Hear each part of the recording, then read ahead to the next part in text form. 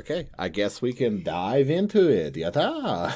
And that's the start of the podcast. Yeah. Hi guys, my name is Blue. Welcome to B&B Anime, or welcome back to B&B Anime. I am here with my fantabulous co-host. I am the one who doesn't screw up the intro. Hi, I'm Brad. Well, I'm the one who doesn't screw up the editing. Ha! To be fair, that's not my fault. I edit to the best of my abilities. However, my technical difficulties with mic malfunctions, that's a little bit different. Yeah, technical difficulties, that's the thing. I do screw that up, though. That's a thing. Well, you just moved. Okay, so we'll give you guys some context to this. We have been trying to record for, I don't know, like 20 minutes? I don't know how long it's been. Feels like that. It probably wasn't. It's probably like 5 minutes and I'm exaggerating. Because things have just not been working well for us today. Yesterday we tried to record, but a big storm happened in my area of the world. And that wasn't a fun time. Power was flickering. Not good to record on a PC when your power's flickering, just in case you didn't know. PSA. Really? No, I would never would have thought. No, I know, right? And then today, Brad's had some more technical difficulties on his side as well, because he's still working out all of the kinks in his setup after his move. Everything is broken. Everything in my life. This is the new normal. The new normal is me just sucking. The new normal. Oh, that's great. But yeah, today we're going to be discussing the anime Dive. But before we do dive right into it, how have you been? I've been good. I've been getting a lot accomplished. So I ordered myself a capture card. Nice. So streaming will be able to fully get underway because I bought Final Fantasy VII, the remake. So I really want to stream that. And so getting a capture card, I'll be able to do everything seamlessly and not have dips in quality or anything like that. So that's nice. And then, what are you thinking of also streaming things like Pokemon and other things like that as well? Pokemon, Animal Crossing, because two of my best friends have been on my case relentlessly about getting Animal Crossing. And I said, look, I will make you assholes a deal. I will get Animal Crossing as soon as I get a capture card, because you and I are the same right now. We don't have time to casually game. Like when we stream, that is our gaming time. Yeah. So that's why I was like, I will play Animal Crossing as soon as I get a capture card so I can stream it. And so now my capture card will be here on Wednesday. I have no excuse anymore. So I'm going to have to get it. I'm excited for that. Yeah, that sounds like it's going to be a fun time. But then outside of that, I got myself some cool color-changing LED bulbs so I can kind of like mess with the backdrop of the stream a little bit. So that's going to be fun. But outside of that, I'm in pain. It's been a day. Oh, that doesn't sound good. I feel like I say that every time we record a podcast. Because it's been a day. But I pushed myself a little bit too hard. I went about a mile further than I should have today with my walking. So my knee is just like, so listen, I should work. I don't want to. Yeah. Yeah, I know kind of how that feels a little bit because I finally got back into physiotherapy this week after a 2-month break because of the virus. So yeah, just everything is slowly opening up now around where I am, because we haven't had any kind of cases in quite a while, but we're out in the country, so we didn't really get it the same way anyways. So yeah, we're like slowly opening back up again. So I started physiotherapy again this week, and yesterday, oh my God, I could barely sit up or like move. My shoulders and back hurt so bad. Good hurt, hurt as in like getting back to where you need to be and getting my joints back in alignment and all that kinds of stuff. But yeah, I had a physiotherapy massage, which is very different to a regular massage. If any of you guys out there have ever had a sports injury or anything like that, you'll know that massage for a physiotherapist is not the same as a massage from like you get in the spa. It's deep tissue. It's rehabilitating. I don't know. It helps you get better. Yeah, sure. It helps you get better, and because of that, is a lot of like breaking down tissue to increase it in the right areas, like heal it in the right areas. So yeah, I was very, very sore yesterday. I'm feeling quite a bit better today. But I know as soon as I get back to 100%, I'm going to have another appointment. So, well, at least it's like you said, it's a good kind of hurt. So it is a good hurt. Yeah, that's always a plus. For you as well. Good hurt. I mean, I'm definitely feeling better. I mean, it's good. Right now it's not a good hurt. Tomorrow I'll be fine and back up to par. It's just dealing with lingering back and knee issues. Like whenever you're used to sitting at like a 3 or a 4, then having a constant 3 or 4 doesn't kind of bother you. Yeah, so yeah. Getting back I'm with to normal you on tomorrow will be fine. Yeah. Yeah. I hope that. Do you like tape or brace your knees or back? I don't. I've considered starting to brace just to like give myself a little bit of extra support, but I also don't want to become dependent on it either. So I might do like one day on, one day off.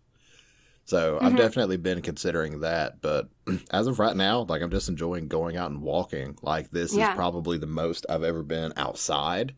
Like I'm getting tan. I haven't been tan in like 2 years, minus my left arm, which is my driving arm. So like my left arm is like permanently tan, at least a little bit, to where like now like all of me is tan. Like I got sunburnt this past weekend. Jeez. So that was like, I was excited. Now granted, I wasn't excited at the time because I'm like, it hurts. Yeah, put sunscreen on, dude. I don't know what sunscreen is. Because it's like the way my skin is, like literally the first day of summer, or in this case, spring, like I'll go out and I'll get burnt. And then the next day I'm like tan and I stay tan and I usually don't get burnt again. Yeah, no, I'm like that too. But I still recommend putting on some sunscreen because you don't want to risk it in the long-term future. Sunscreen. Sunscreen, schmunscreen. Sunscreen up, okay? You need that UVA, UVB protection, my dude. Listen, okay? I can get my UV protection whenever I go to the eye doctor tomorrow, or whenever you guys hear this 2 days ago and get my glasses. Because I'm taking your advice. I'm taking your advice finally, and I'm getting myself some backup glasses.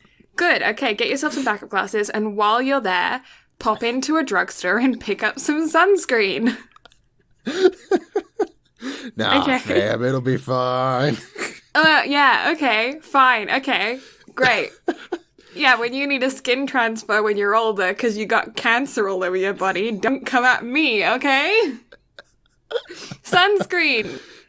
You need it more for the long term than you do for the sunburns. I will get on your case, my dude. Eventually. We'll buy you a freaking parasol if you're not going to wear it. You have to go around with a frilly, lacy parasol to keep you in the shade. Okay, as long as it's one of the really, like, the really pretty one from Violet Evergarden, I'm down. Yeah, like, it'll be full on Lolita. It'll be a straight up Lolita parasol. Yes. Yeah. Also, parasol's coming to bnbanime.merch.com soon. Oh, we were talking about this earlier, actually. We were saying that we should come out with handkerchiefs for that are like branded, B&B Anime branded handkerchiefs for our cry counters. So whenever Brad goes up to another person, because he's just recently got another of his part-timers watching Your Lay in April, because he infects everyone with having to watch it, so he can just go around and like hand out B&B branded Your Lay in April. B&B Anime branded handkerchiefs for everyone that he tells to watch Your Lay in April from now on. I'm like, this is going to have to happen now. We're going to have to do this now. I mean, I'm not opposed to having handkerchiefs made, and since it's usually every time that I recommend Your Lay in April, I need them to be Sakura colored. Like, I need this in my life now. This is something that's going to have to happen. Yeah. Merch guy, get on it. Guy. Wait, that's me. That's me. Wait. I'm yelling at myself. But yeah, if you guys are actually... Baka. If any of you guys listening are actually interested in anything like handkerchiefs or anything like merch-related hoodies, t-shirts, mugs, whatever. You'll have to let us know what you want and what kind of design you think would be cool. If you just want one with our logo on, if you want other things, I don't know, you have to let us know. So yeah, feel free to hit us up in the social medias with any ideas that you've got. And if you feel like drawing up designs as well, feel free to like send us some of those, because we would love to see what you guys come up with. Agreed, because we've been talking about doing pins of Prickles and Bean. Yeah.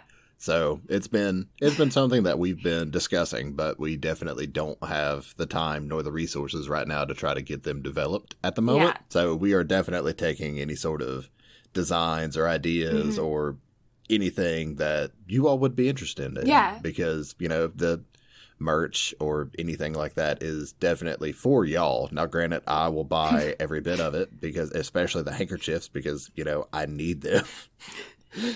But yeah, it just suddenly occurred to me, I don't know if we've ever addressed the logo, or did we do it in the first episode? But if you guys don't know, our logo is of an anime girl version of my lovely golden retriever, Tilly, who we affectionately refer to as Bean. So if you hear us call her, anyone, Tilly, Tills, Bean, Tillia, anything like that. It's Beanie Baby. Beanie Baby. I don't know. Yeah, I do. Beanie Baby. I have called her that a few times. Silly Billy Tilly is another one that I use. Yeah, anything of those lines. We're probably talking about my dog. She's a 1-year-old. I call her a half pint golden, because she's about half the size of normal goldens. Just born that way. She's just small. And yeah, I rescued her. Oh, but she's the cutest She's thing so ever. cute. But yeah, we rescued her in probably coming up to a year ago now. Yeah, she's just over a year old. She was very, very small when we got her and stayed small. And yeah, she didn't grow from about 4 months on. She was 4 months old and she stopped growing at 4 months old. So picture a 4-month-old golden retriever and that's her. She's just stayed that size. Yeah, she's coming up to her first proper summer that she'll be able to experience, which is super exciting. I think she's very excited to go swimming again, because she only got to go at the tail end of last year before the snow came. So yeah, she's super excited for that, I think. And then, I bet. yeah. I bet. And then our other mascot you'll see is a cactus who Brad and I kind of both created. Her name is Prickles, or Prickly. Brad drew her. It started off just being a joke, I think. I think it was like on my stream. Yeah, it was a joke. Like anytime we would ban someone. Yeah, I think like, I just told... say, go sit on a cactus. Yeah, that's what it was. The cactus corner just became a thing. Yeah. And so I had to draw her up. So I think she was like the first official like stream mascot. Yeah, I think so too. Then she got redesigned for the podcast, and I'm not gonna lie, the second design I like a lot better. I do too. The first one is still adorable It is. and still makes a great emote, but my goodness, the second one is just absolutely adorable. Yeah, the second with the one's super headphones. cute. I love it so much. I actually really do like it as well, because you can see, I mean, it wasn't that long ago that you drew the first design, but you've been pushing yourself so much with your art recently, you can really see that the second one has a lot more of your own personal flair to it than the first one was a little bit more reserved. And I'm really excited to see where you take the designs going forward, because Brad drew both.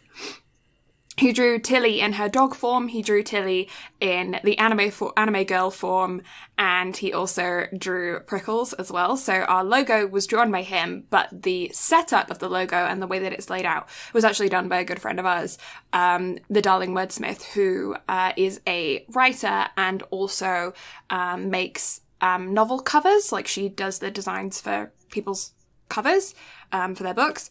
And yeah, her links are on the website, along with a little bit more about Tilly and Prickles, and also some other images of them, along with some other kinds of art and stuff that we've done. So yeah, go check out the website if you're interested in any of that. But yeah, B&Banime.com. B&Banime.com. Yeah, forgot to say the website. Go check out the website. What is the website though?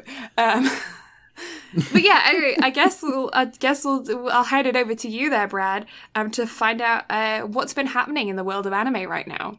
So what's been happening in the world of anime is actually slight sparse. I know, shocker, with everything that's been going on. However, there were a few things that I picked out that I thought would be interesting.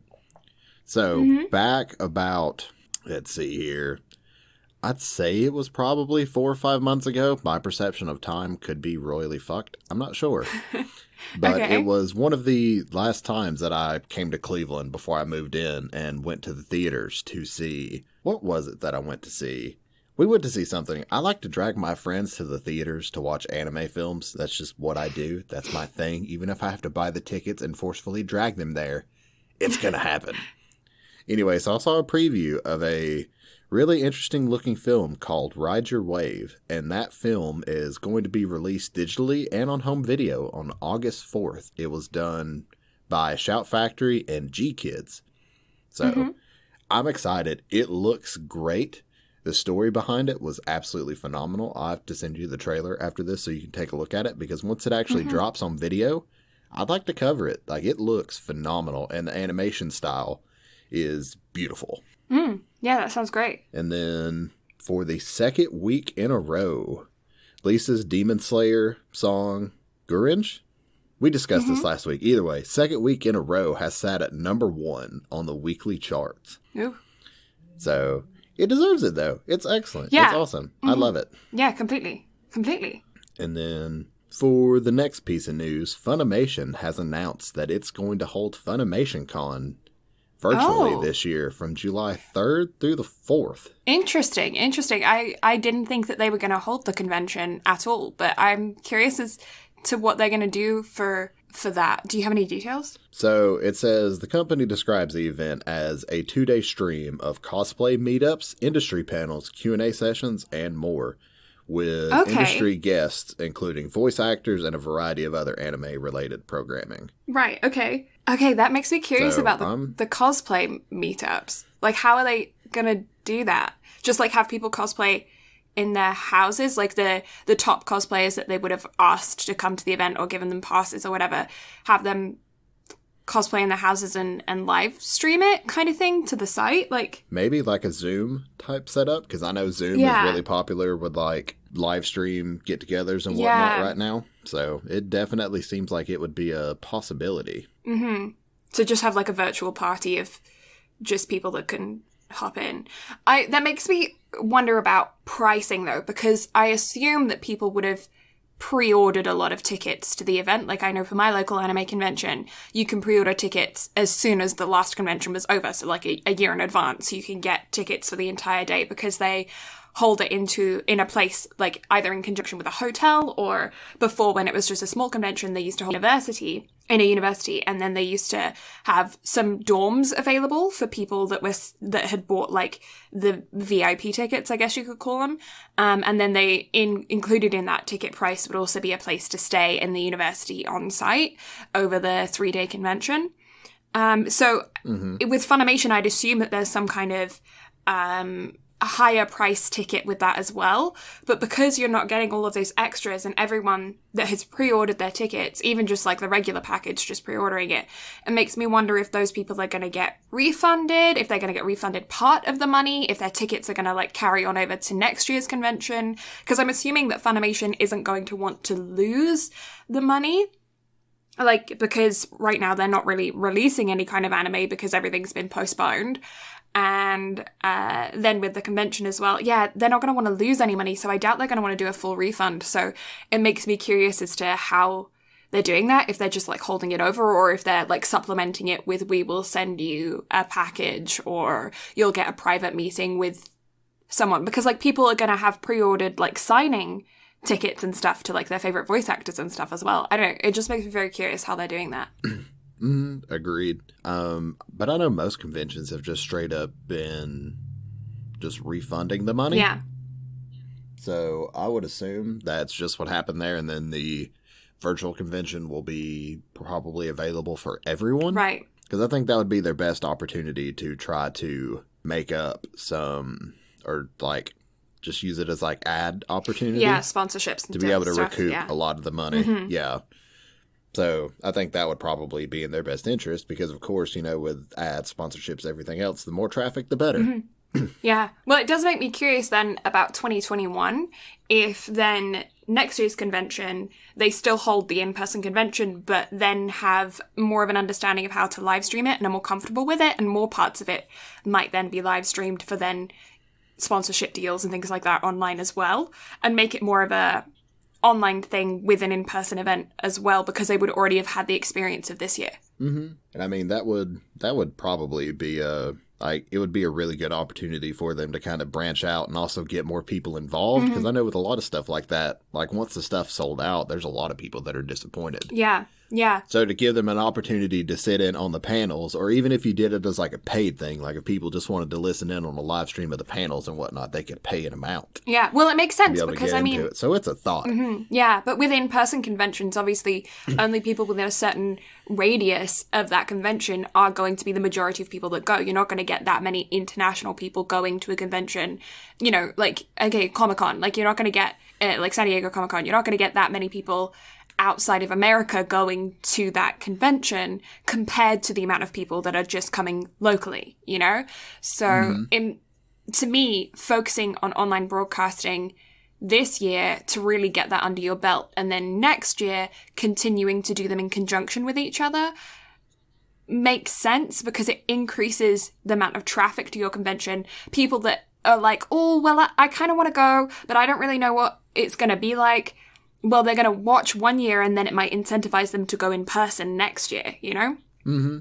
Because I know a lot of people, they are like almost afraid to go to conventions because they're like, it's a really large venue. You don't know if you'll have anybody to go with you. You're kind of afraid of it. And even I was like that for a while, but so it would be an opportunity to kind of get an idea of the atmosphere and everything that goes on to kind of decide if it would be for you. Yeah. So it's definitely an idea, and I hope that it does work out that way just for one, so more people can be involved and like kind of be a part of it, but two, just so everybody can kind of dip their toes in and see if that's something for them and an opportunity to kind of push themselves out of their comfort zone a little bit and be able to experience it, because I've heard it's a great time. Yeah. Yeah. Yeah. I know, like, a lot of the times, things like the largest conventions, and you see it a lot with like music festivals. For instance, like Coachella is a great example. A few years ago, Coachella used to be this like indie, you know, you go there as like a hippie kind of person, like it's not mainstream to go kind of thing. And then as it picks up steam, you hear those original people that used to go no longer go because it's no longer cool anymore or whatever, because it's not indie. And it's become mainstream. And I see that a lot with large conventions as well, especially ones that happen in California. I find that this is like a common thing that happens there, is that there'll be like my favorite cosplay models or whatever will go to this convention a couple of years in a row, and then the next year they don't go to that convention because it's gotten like too big or whatever. And it takes away some of that like grittiness to it, I guess. And so they end up not going. But I think having an online broadcast might be a way for them to for the conventions to still increase their people and increase their funding and money income, but also to try and keep it a little bit maybe smaller in person. I don't know. Agreed. I don't know. We'll see. We'll see. Oh yeah, for sure. It'll definitely be interesting to see how everything moves forward. And then, so I know we've talked about this a little bit for the past couple of podcasts about how like animes are getting delayed due to not being finished and whatnot, because it's more of a week-to-week basis. However, we do have a list of the current season's animes that are supposedly finished, and that's why they're able to keep broadcasting. Oh, okay. This is new. So you have Brand New Animal, Art, Ascendance of a Bookworm, Dropkick on My Devil, My Next Life as a Villainess, which is great. I really enjoy it. Sing Yesterday for Me, Tower of God, and my personal favorite of the season so far, Kaguya-sama Love is War Season 2. Because that anime makes me so happy I love it so much. It's an absolutely hilarious rom-com. Oh, awesome. It's wonderful. I love it. Yeah. Well, And I'm then- super glad that we now have a clear list of things that we can, like we know now. Because it was always a question of, do I want to start watching this anime because I'm going to get 4 episodes in and then I'm going to have to wait? And so that's personally why I've kind of taken it a little bit of a back seat this season.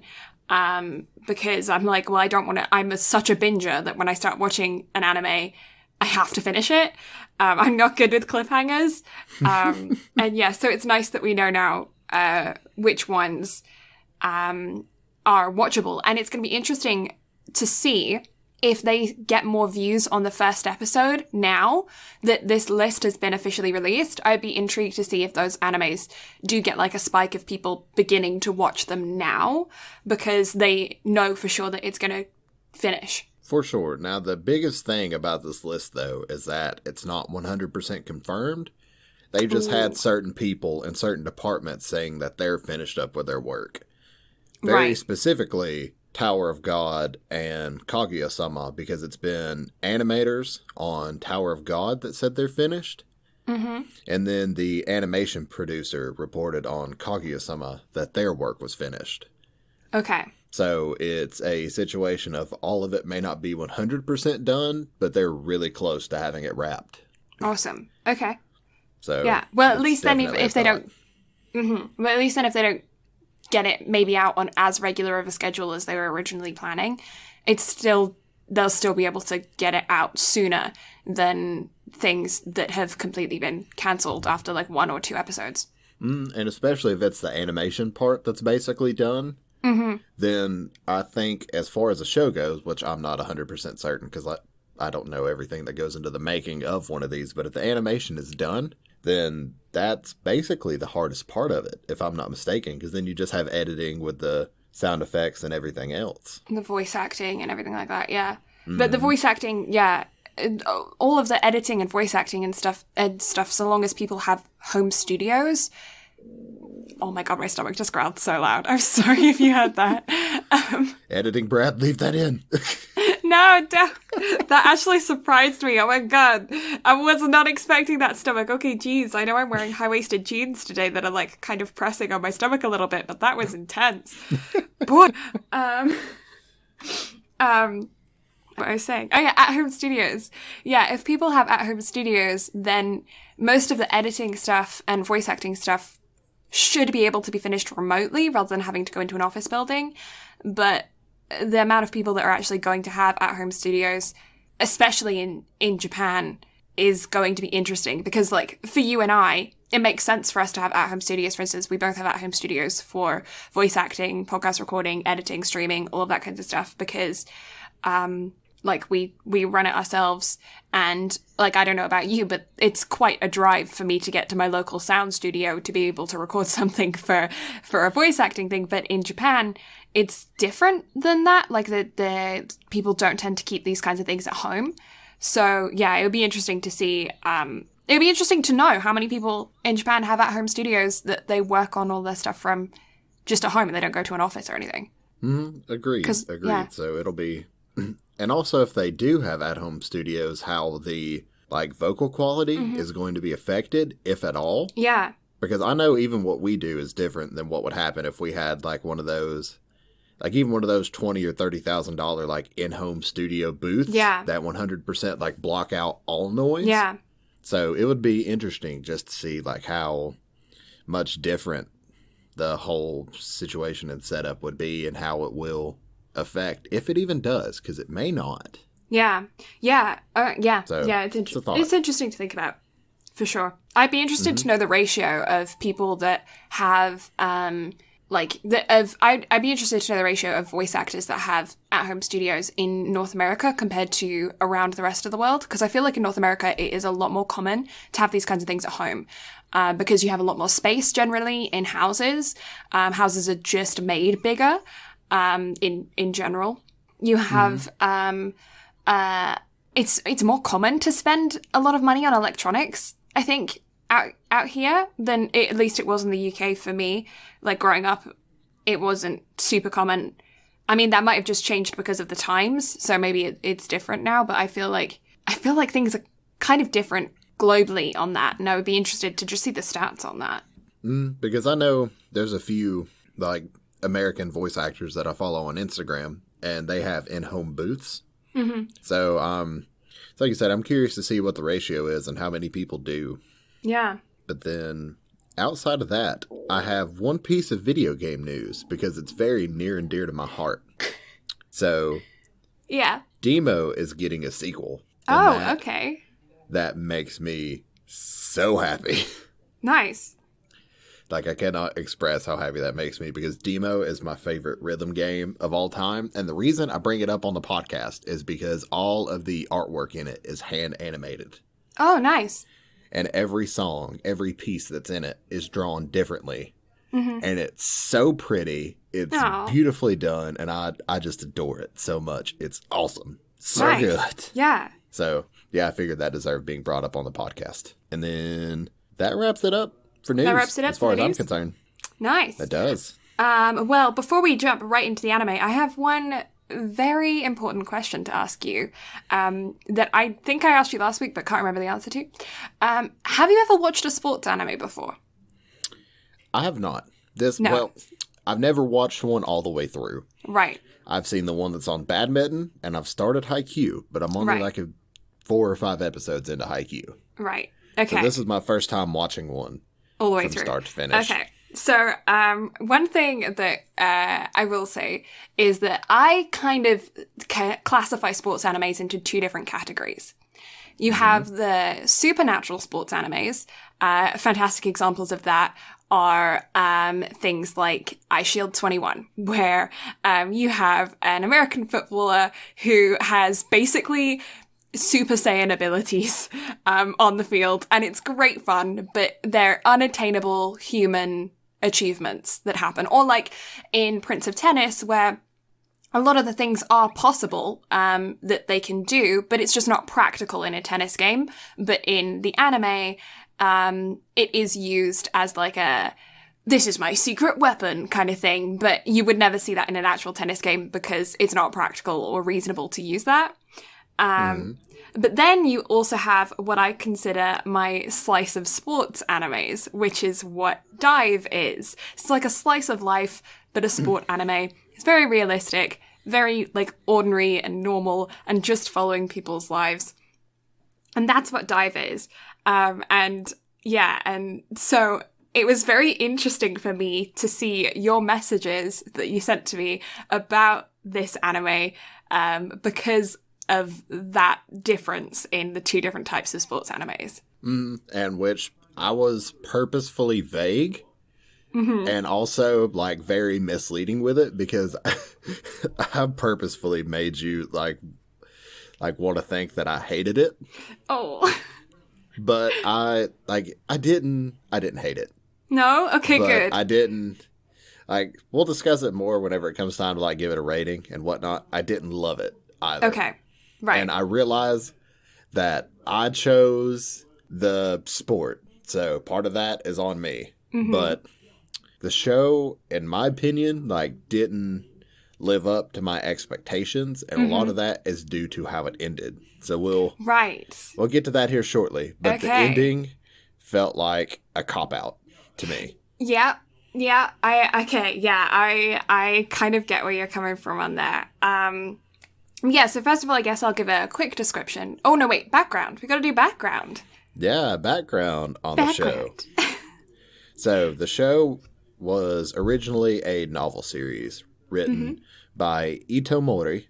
It was published by Kodansha. And its original run ran from April 20th of 2000 through August 8th of 2002 for a total of 4 volumes. And now, here's the interesting bit about the background of the show. So the manga has 2 different sets of runs, and they are drastically far apart. So the first run of the manga was written by Ito Mori again, and it ran in the Weekly Shonen from 2007 to 2008 for a total of 5 volumes. But then it was picked up again in July of 2017 and is still running to this day for at least a total of 1 volume. However, this time it's being published in English as well. Interesting. So, and there's also a live action film that was released in 2008. Yeah, So, that makes... Okay. I wonder how that would be. Yeah, so my understanding, what I've kind of figured out on my own, I don't actually know how much of this is true. This is just kind of my thoughts on it. I believe that this anime was used as promotion for the 2020 Tokyo Olympics. And I believe that the reason why it ended the way that it did is because I think that they were going to have the Olympics in 2020, figure out what the medal standing was, and then maybe continue the anime.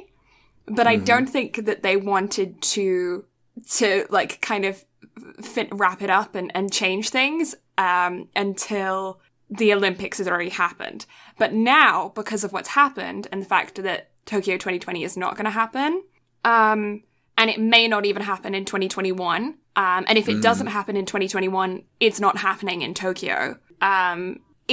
I'm very interested to see if we just never hear anything again from this concept, from this anime, from this series, because it was very, very much based around reaching the 2020 Olympics in Tokyo, and so it does make sense to me that the movie came out in 2008, because I think that's the year that it was confirmed for 2020.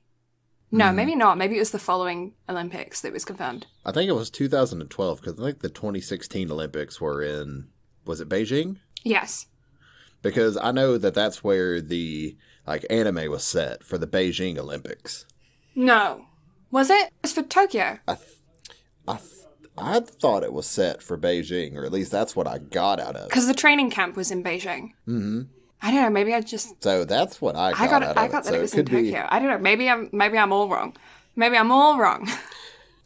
You see, I could be all wrong too, but I mean, considering how long it takes to put an anime series out, and the fact that the anime came out, which segueing into talking about when the anime came out, the anime ran from July of 2017 through September of 2017. So it would have been in the works all through the time of the Beijing Olympics. Right. And again, that's if the Beijing Olympics was 2016. I don't know. I didn't do enough research going into this. Yeah, it was Beijing. It was London 2012, Beijing 2016. Aha, I have somewhat of a memory and not the memory of a goldfish. Ding. But yeah, that's what I got out of it. I could be completely wrong for all I know. However, this is what I will say. The fact that this was licensed by Amazon was frustrating. It took me forever to find where I could watch this damn show. Yeah, that's why it makes me think that it was used as promotion for the Olympics for a Japanese team, was because you don't see it much these days. It didn't really go much internationally, and it's not on like Crunchyroll or any of the other big streaming sites, which makes me think that it was more of like a promotional thing as opposed to a legitimate sports anime, which I think is kind of upsetting, because I do think it's good. It's just, I don't know. I see it kind of as like a pretty good anime. You know, I think people that are interested in sports animes would get a kick out of this. And also people that are into diving, like, I think they would really enjoy this. Yeah, well, there's not much coverage on, although, okay, so, one thing I will say is that throughout the anime, it's less so about scores, and technique, and the actual sports side of things. This is a sports anime that is very, very much about sports psychology, and the people's lives. That's why I consider it very much a slice of sport, because I would say it's even like 70% slice of life, 30% sport. Although it is completely surrounded by sport, like it is a sport anime, like you don't really interact with them outside of the world of diving. A lot of it is based on the psychology, as opposed to like, you need to master this technique. Now you need to master this technique. You need to get this point and this point, you know, like it's not really like that. Yeah, I don't know. I think people would enjoy this. I think it's a good anime. it was good. Mm-hmm. That's I'm trying not to be harsh on it because it's No, be harsh, be realistic. Like I want to know your actual opinions. Like I'm getting way ahead of myself on this, but it sits at a 6 for me. Right. Like I can't rate it any higher, and part of me still feels like that's being generous. But it made me start to care about the main character. Mm-hmm. But I don't know, like there was nothing that fully got me invested. Like I feel like finishing up the show yesterday almost felt more like a chore to me. Right. Than actually. Yeah, I feel you on that. I was more looking forward to watching My Hero with Walker once he actually got off work than I was getting through the show. Yeah. Yeah, I feel you on that. It's very interesting. Yeah, because I did, the way that we chose this anime was that I said, okay, we're going to do a sports anime this week. And I sent Brad a list of sports. I said, pick a sport. I sent him, what did I send you? I sent you baseball, basketball, American football, I sent you rugby, tennis, literally a whole list of anime. And anybody who knows me knows that I'm part fish. Okay. Yeah. I sent you swimming because we could have watched Free. I don't remember seeing swimming. If swimming had been on there, I probably would have chose that one. I don't remember seeing swimming. Did I not send? If you didn't send me swimming, I probably looked right over it because I saw dive and I was like, it's springtime. Mm-hmm. I want to go swim. Therefore, diving. I actually might not have sent you swimming because I think I was choosing things that only had one season. Mm-hmm. Because I didn't want us to jump into, because like Free, I think has 3 seasons and like 2 movies. Mm-hmm. And Haikyuu, I didn't send you volleyball because I remember thinking, oh, well, we're going to do like a whole, because I think that's at 4 seasons now. We're going to do a whole thing on Haikyuu. And like, so I think I purposefully avoided sending you things that have like a bunch of seasons. I didn't send you, like when I was sending you baseball and basketball and, baseball, basketball, American football and, tennis, I wasn't going to talk to you about Major or Major 2, which is the one that's just come out now, because I would want you to watch Major before we went into Major 2. Mm. And I wasn't going to give you Prince of Tennis. I wasn't going to give you iShield 21. I wasn't going to give you Kuroko no Basket. Like there were quite a few Slam Dunk that I wasn't going to, although Slam Dunk's great. We'll have to get on that one. Yeah, there were some that I weren't going to give you because they take up such a large amount of time. And this one was 12 episodes, so... Mm. So yeah, that might have been my fault as well. But yeah, okay, so the storyline of Dive is following a 14-year-old diver, Tomoki, who I will now refer to as Tomo. And don't worry, this is no spoilers, just basic storyline. And the rest of the members at his club...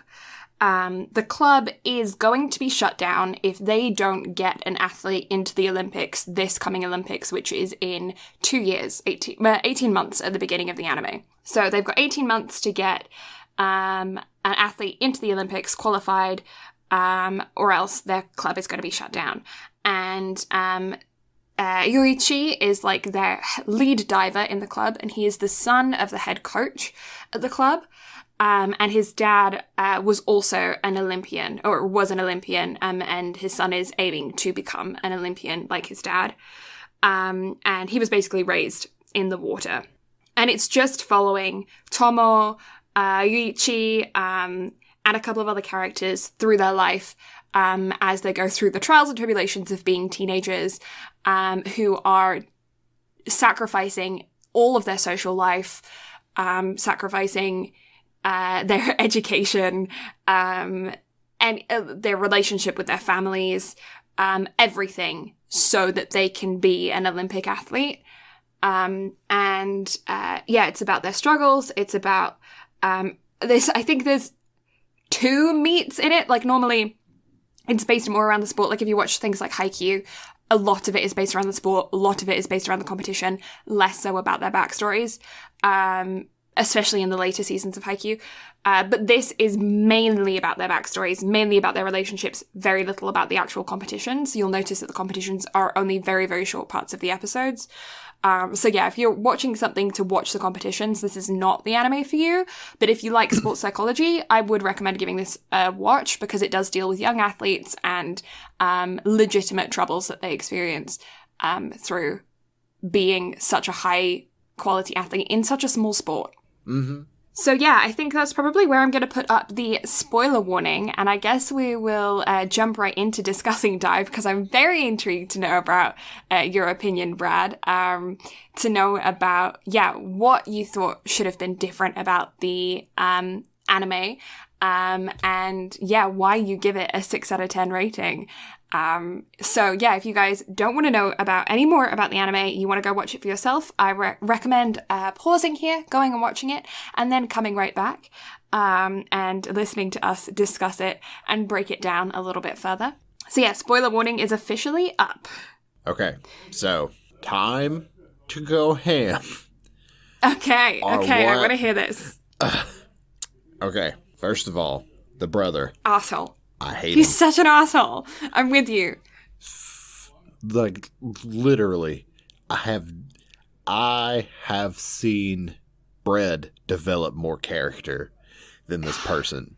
This and when he appears at the end again, and it's just like and he's like, oh, yeah, okay, I'm with you. Yeah, like, biggest piece of shit I have ever seen.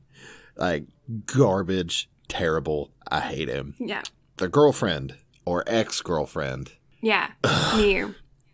Like, it's so bad. And it's storytelling like this that just made me hate it. But the thing about it, like, the thing about what I will say about it is they're 14, and I could see 14-year-olds doing this. Like, do you remember middle school relationships? Like, this is a thing that happens in middle school. Like, it's so bad, but like it does reflect their age, you know? I mean, it does, but that doesn't help. No. Your Lie in April did relationships right, and that was middle school. Yeah, but they were dying. What this show did, like, I get it, okay? This show was very grounded in reality. It's super real. So, yeah, it did a really good job with, like, staying true to the real world. Like, none of the dives were outlandish. Like, it's shit that you would legitimately see people do. So I get it. But it doesn't make it fun to watch. No, like I said, like, it was a bore to get through. Yeah. Like, the more I sit here and talk about it, the lower I'm going to rate it. Oh, no. Just because I'm seeing more and more wrong with it as I go. The soundtrack was not impressive. No, I have to say I didn't take any note of the soundtrack, so yeah, it blended into the background for me. The animation was lackluster on everything but the water. Yeah. However, I take issue with the water animation because the way it reflected off of the people. Yeah. Yeah, I did notice that as well. Like it made them look like they had like mermaid fins, gills, like scales. Like on their sides, like on their abs, like you would just see like little bitty wave reflections, and I'm like, what is, like, what? Yeah. Like, Well, you know what's funny is I think that they were trying to get, okay, so you know, like the heavy fandom of Free and Haikyuu and Yuri on Ice. I think that they were trying to get a little bit of that. But this should have just been a sport anime, and shouldn't have been kind of fan servicey. And I think it was a little bit fan servicey, trying to be a little bit fan servicey.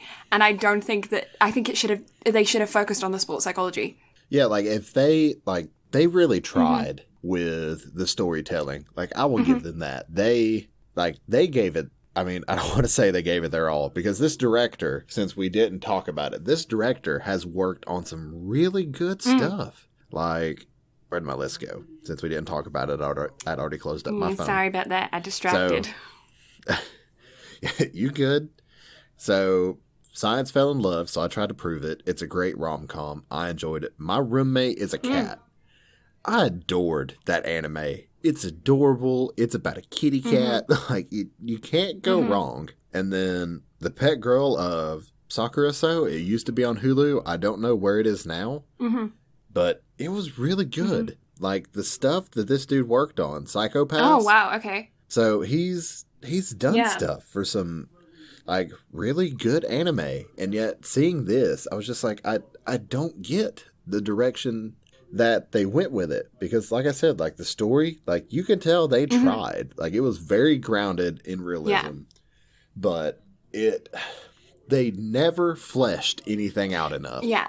And like how we talked about with the ending, like, it was a cop-out. That last episode could have been stretched into at least another one. So do you think that they should have made this a 24-episode anime as opposed to a 12-episode? I'd at least say a core and a half. Like, give us 18 episodes, give us 15 episodes.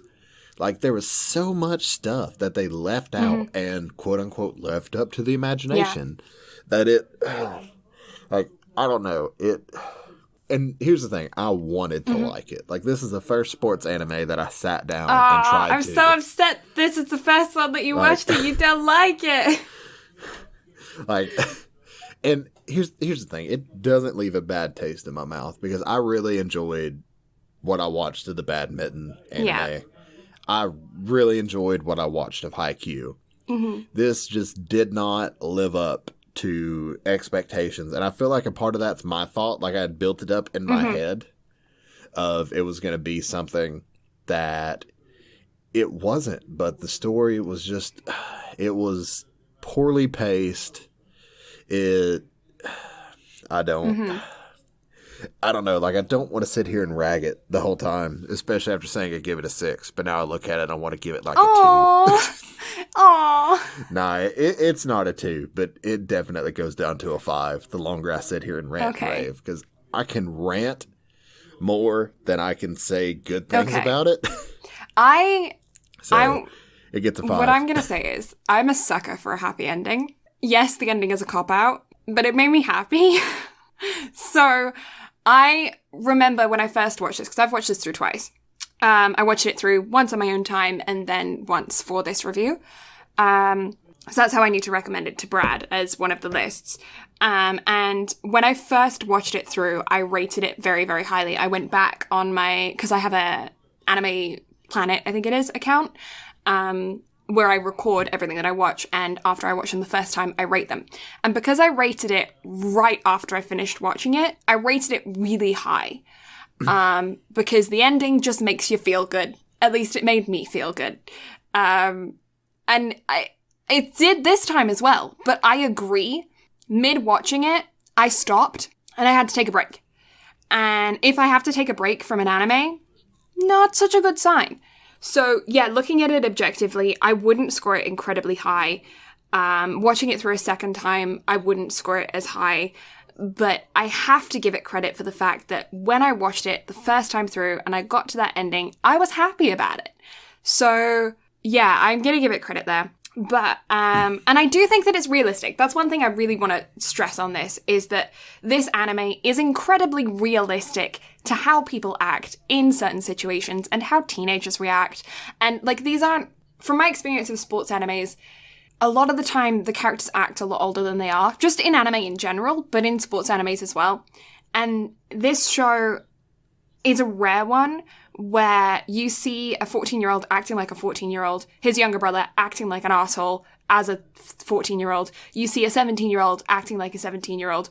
And you see, I mean, you see people acting like how they act in real life. And sometimes people, like, I don't think a lot of people want to necessarily watch people, how they act in real life on their alone time as well. So maybe that's a negative for some people. They want to see people be, like, incredible and do things that they can't do.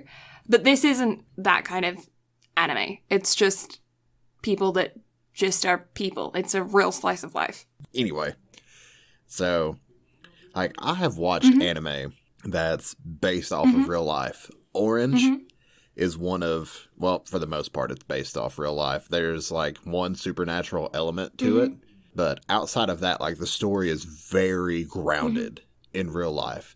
Like, it's a situation of what would you do if this happened? And it's like, it has you gripped the entire time. Like, I've had shows that are just very based in realism, and it's all based around school, and it's all how people around that time would act. But it just... This wasn't it for you? Like, it really wasn't. And I don't know. I feel like maybe if I watched it through a second time, I might appreciate it a little bit more. But it's just how the ending... Yeah. Just the last thing I saw. Like, is it a happy ending? Yes. But did it... Like, did it make me angry? Yes. Yeah. I do have to say, I think that the ending is the least realistic thing throughout the anime. Yeah, it's very, very, very realistic up until the ending. And yeah, that's why I think that they should have added more episodes and taken a little bit more time with it. But I do also think that it was just a promotional thing. I think that this is a promotional anime used for the Olympics.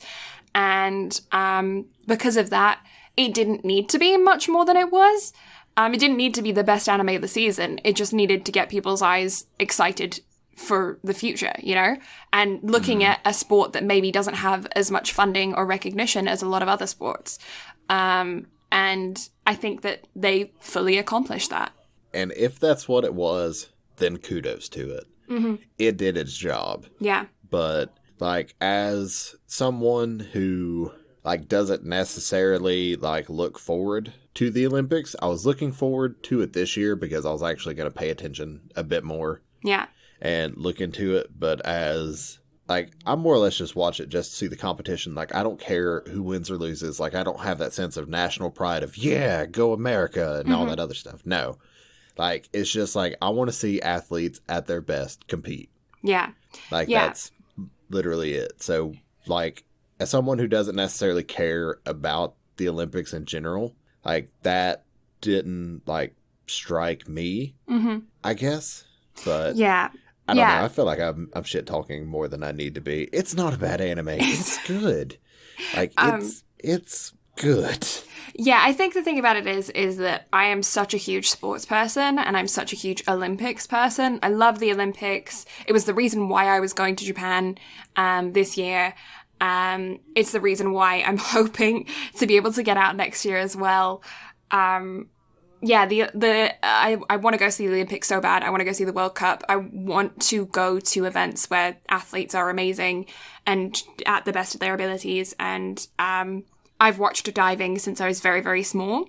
And I don't know. I enjoyed it. I thought it was good. But anyways, before we keep going on about that, I guess we'll jump into going a quick description episode by episode. I will say that the descriptions of these episodes, we're probably not going to be discussing this for as long as we normally do and going in depth because there isn't much to talk about in the sense that the episodes aren't packed full of a lot of stuff. There's a lot of visuals, there's a lot of breaks, there's a lot of longer conversations. It's kind of a slow-paced anime. Yeah, we're not going to be... It's not... There isn't as much to talk about. There just isn't. And it's not a bad thing. It's just that's how the anime was laid out. And I liked it. Yeah, so we have Tomoki, who I'm going to refer to as Tomo from here on out. And he's 14, and he starts off the show by being 8 years old. He's 14, but he's now 8. And he walks over to a fence, and he looks up and he sees what he calls a concrete dragon. And at the top of the concrete dragon is Yuichi, who is diving. And he goes, so cool, sugoi, I want to dive too. And so Yuichi goes over to him and he says, you want to dive? Okay, dive. And he joins the diving club. And that's the start of Tomoki's diving-ness. And it basically just goes into talking about the fact that, so Tomoki walks to the club. He's now back 14 years old. It was just a quick flashback in the beginning. And he is with a girl named Miu. And she wants to see him dive, but he says no and kind of runs away a little bit. And it's awkward, but you can see that he's kind of like not super invested in the conversation with her, and he just wants to go dive. And then you find out that the chairman of the club, MDC, is the club's name, has passed away. And because of that, Yoichi, who is kind of like the best diver at the club, he's the oldest as well, has to qualify for the Olympics to keep the club's doors open, because the new chairman will shut down the club if they don't produce an Olympian, which is a common thing for small clubs. And you find out that his father was an Olympic athlete, and that there's a lot of pressure on him. And that's very quickly explained from the beginning. But he seems to be handling the pressure really well. Then you learn about the trio, which are the junior high trio, who a lot of their story I'm not going to really discuss. So if you want to know more about the three of them, I would watch the anime, because there are other things that I found that were more important in the anime than their trio, but I also do find their dynamic super interesting and realistic. So yeah, that's one point that I would recommend going and watching the anime for. But basically, Tomo, who is our main character, when he first started diving, he was in a trio of like the junior high students, or they weren't junior high at the time, but like there were 3 kids in the same year that were all diving. And he was kind of like the weakling of the 3. They kind of, babied him a little bit, and he wasn't the best. And the other 2 ended up progressing faster. They grew taller than him. He's just kind of a little bit. But Tomo is actually more dedicated to the practice. And then one day, Yoichi goes up to him and he says, "Hey, are you like not opening your eyes when you're diving? You should open your eyes when you're diving so you can spot the water." And so Tomo opens his eyes. Then, that's like not an important point in that episode, but it becomes important later that he learnt that. And then all of a sudden they find out that there is a coach coming from America, a new female coach, who I'm just going to call Coach from now on. She's coming from America, and it's all very interesting as to what's happening. And then you find out about Tomo, the girl at the beginning that he walked to the diving club with, Miu. He's actually dating her because she confessed to him, and not because he loves her. She confessed to him, he felt awkward, so he accepted, because what teenage boy wouldn't feel awkward in that situation? But his head is all on diving. And then, so Tomo thinks that the beautiful woman, the coach, is there to shut them down, but she's actually the coach for the Tokyo Olympics. So yeah, she's going to then coach them to become Olympic athletes. And that's basically the first episode. It's very chill. It's just establishing characters, establishing the circumstance, getting you to know that the club's on the line, and introducing you to the characters. And that's why I'm saying, like, I don't think that we're going to be discussing this very long on the episodes, because there isn't much to discuss. I don't know. So episode 2 is basically just reaffirming that if none of them make it to the Olympics, the club will be shut down. Coach is really tough in teaching them. She's teaching them body alignment, stuff that they didn't normally learn. So they were just like diving, jumping off the board and diving into the water. And she's now teaching them all about their body alignments, and she's really harsh on them. And the trio is like now being like, okay, well, what's going on with her? She's just coming up, invading all of our space, invading our space and being all harsh, and we don't even know her or whatever. Like, who does she think she is? But she ends up pulling Tomo aside and just basically telling him that he is double jointed, and that is a good thing when it comes to diving. That's when you first start seeing one of the members of the trio kind of looking at Tomo a little bit funny, because she pulled him aside and was like, why did she pull you aside? She gives them an independent training program, but Tomo is the only one who actually does it.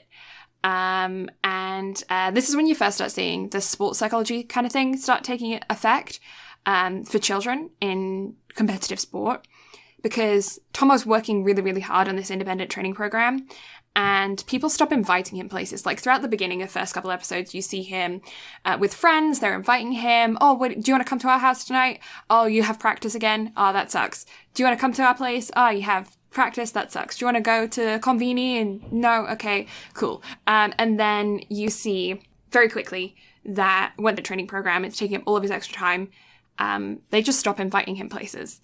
And then skip to a new location. We have a cliff diver who I never wrote his real name down the entire notes.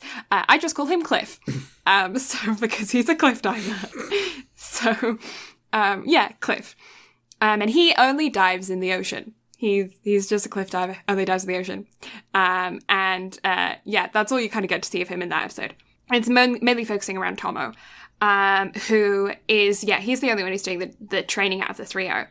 And this is where you first start to see Tomo's brother making a move on Miu, because basically he comes back from practice one day. He goes upstairs, and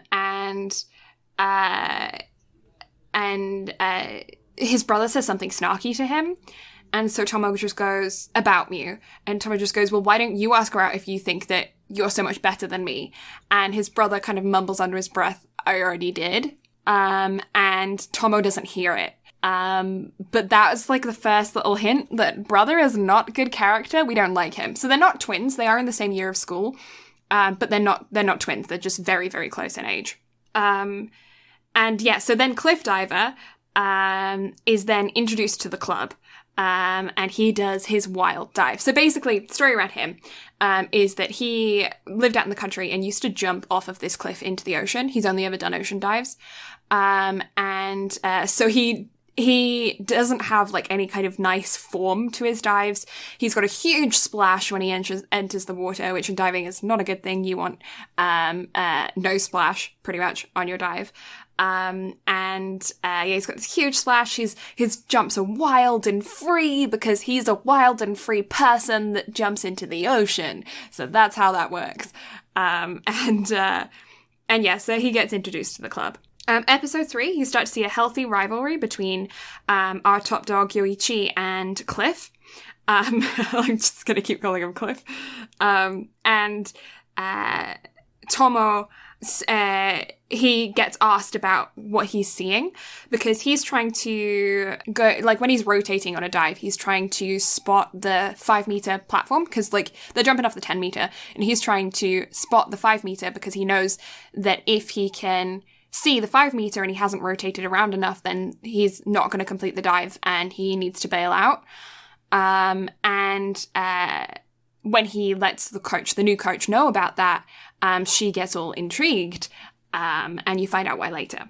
She basically says to him, she says to everyone that there is a training camp in Beijing in 3.5 months, and the coach wants them there, and she wants Tomo doing a 3.5 rotation dive, because, to get to the training camp in Beijing, the athletes will be chosen from that training camp as to who will then be the representatives for the Olympics. And so the other 2 middle schoolers start getting a little bit like sketched out about the fact that she's given him this 3.5 rotation dive and yet she's not given them anything like it either. And so they end up like cold shouldering him a little bit. And then it flashes back to Yoichi as a child when he hit his head on the board. He didn't want to dive anymore because obviously that's terrifying. You hit your head on the board, cracked his skull open, blood in the pool, wasn't a good time. And his dad then, who's also the head coach at the school, came up to him and said, you need to join back to the club for the club's sake because they can't continue without you. And that ends up becoming kind of a running theme throughout the show. And then you end up finding that Grouchy Cliff Diver has been living with the adorable Happy Coach, who's the best coach. He is best coach. Award for best coach goes to divorced for 10 years, happy, tubby, food cooking, massage giving coach. He's the best. And so then Tomo ends up going on a really cute date with Miu. She makes him a bento box and he talks about his goals with diving and he kind of opens up to her a little bit. And you can see that his affection for her is kind of changing from just being awkward around her to actually being able to open up to her a little bit, which is nice to see, for now. And then Yoichi ends up bumping into Flashy Dude, and then in episode 4, you find out that Flashy Dude's stupid and his name's Pinky. And Pinky is great. The reason why he's called Pinky is because he wears a bright pink Speedo for diving. and because of that, they call him Pinky. Yeah, it's funny. And yes, they end up having a combined practice with the other Tokyo divers, because there's not many divers. Diving isn't a very big sport, so people that are doing competitive diving from a young age tend to know each other. And so there's only a handful of them, and 4 or 5 of them end up coming to the club to train. And Pinky's there.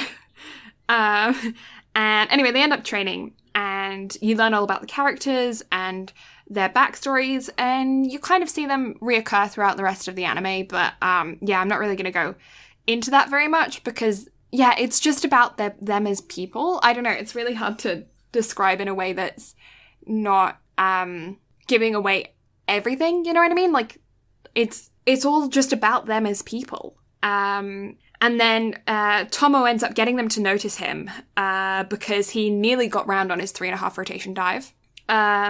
But then, so they're all like kind of acknowledging him because he's a junior high student that can nearly do this 3.5 rotation. And that's super rare for someone his age to be able to do that. So they start like, okay, cool, like this kid's going for it. Like he's going to be one to watch in the future. But he ends up getting into a fight with the other 2 middle schoolers, or well, rather, I guess they yell at him, and think that the coach is picking favorites, and he just kind of stands there and takes it, and it's really hard to watch. It really is. It was like it was a really big moment of like character development and them like basically getting storytelling right. Like I said, there are moments of the show where they do a really good job of storytelling and like realistically portraying emotions. So it was like, it was hard to watch, but that just kind of like goes to the testament of it was a really good moment in the show. And it gave you a solidifying understanding of Tomo's character in the sense that a lot of people wouldn't have just stood there and taken those words. But he felt so guilty and confused and hurt that he just stood there and kind of took it. It gives you an understanding more into his character as well as the other 2 junior high characters. And Tomo is definitely affected by the fight. In episode 5, he's having a really bad practice. But Yuichi ends up cheering Tomo up and treats him to food, or, well, rather, an iced coffee. They end up talking about the cliff diver and his grandfather. So they end up discovering more about Cliff because he's just joined the club out of nowhere, and he's this really good diver, but like, he's only ever dived in the ocean. Like, how does he know all of the basic dives for competitions and stuff? And they end up finding out that his grandfather was like this legendary diver back in the 60s that never actually made it to the Olympics because of an injury. And so he's kind of carrying on his grandfather's legacy. And then you end up finding out that there's a relation between his grandfather and the grandfather of the new coach that came from America. They were actually training partners back in the day. And they started the school together so that they could dive together. And so the coach from America found Cliff to be able to continue on the legacy of her grandfather and his grandfather. And Yuichi then also kind of acknowledges Tomo and basically says, I'm watching you, I've got my eyes on you, because, I think that you will achieve great things and I'm not going to let you win. And so it's kind of a good moment because Tomo's had a really up until this point with the junior high kids. And for the top diver of the club to basically say, I'm going to still keep winning and defeating you, but I have my eyes on you, it was a really good moment for him. He was getting acknowledged. The trio end up making up, kind of.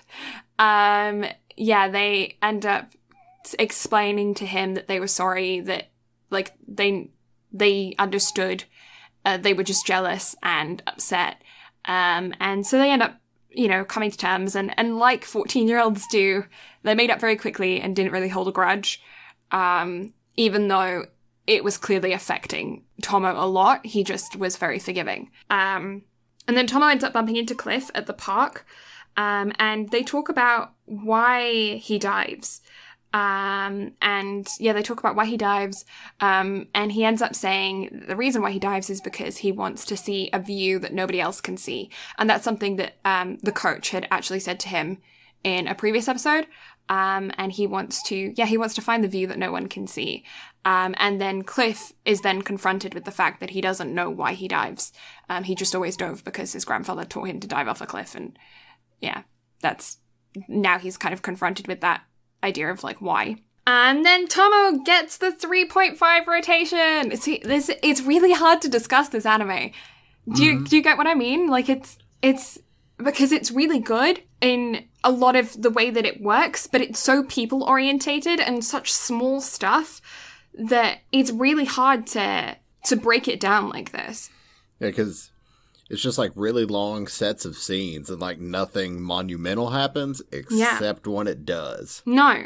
Because it's just that slowly paced and there's so many, like, there's just so little amounts of like, I don't know, there's like so few just really big moments and they're so spread out to where like whenever they happen, like they are significant, but it's just like, it just makes it feel like there's so little to actually sit and talk about. Yeah. It didn't feel like that when I was watching it. It didn't feel like, when I was writing down these notes, I was like, oh yeah, this will be easy. And then thinking about recording today, I was sitting there and I was like, oh, geez, like, we don't have much to go off of here. So yeah, it's very interesting. I would be very interested to have someone watch the show based off of this podcast and then come back and try and like and compare the podcast to the show, because it's so hard to discuss. I don't know. It's so hard to discuss. I agree, because thinking back on it, I took a few notes here or there, but just thinking back on it, I'm just like, there's really like so little to discuss. Like, he just set himself goals and then they're hit, and it's just like, okay, what else is there? Yeah, okay. But you know what's funny is that when I saw, because I went through, the way I picked the sports for this podcast was that I went through my watched list. And I thought, oh, okay, yeah, that could be one, that could be one, that could be one, that could be one, and then sent you the sports based off of those. I didn't remember a thing, but I rated this highly. So I was like, well, okay, well, I'll add that to the list.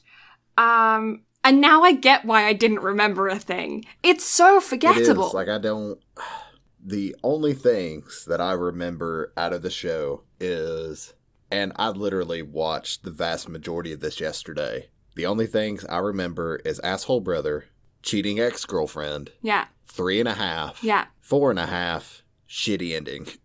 That is it. That's literally And you know what's funny? That's also, at least in my opinion, the biggest points of the show. Right? Yeah. Yeah. So, yeah, but what's funny is that when I was watching this, normally when I have watched an anime previously, then we review it for the podcast. I don't really remember much either because I have a bad memory, but before I start watching it, it all comes back to me, This one, the two main parts that came back to me were crappy girlfriend and bad dad. See, I even forgot about bad dad.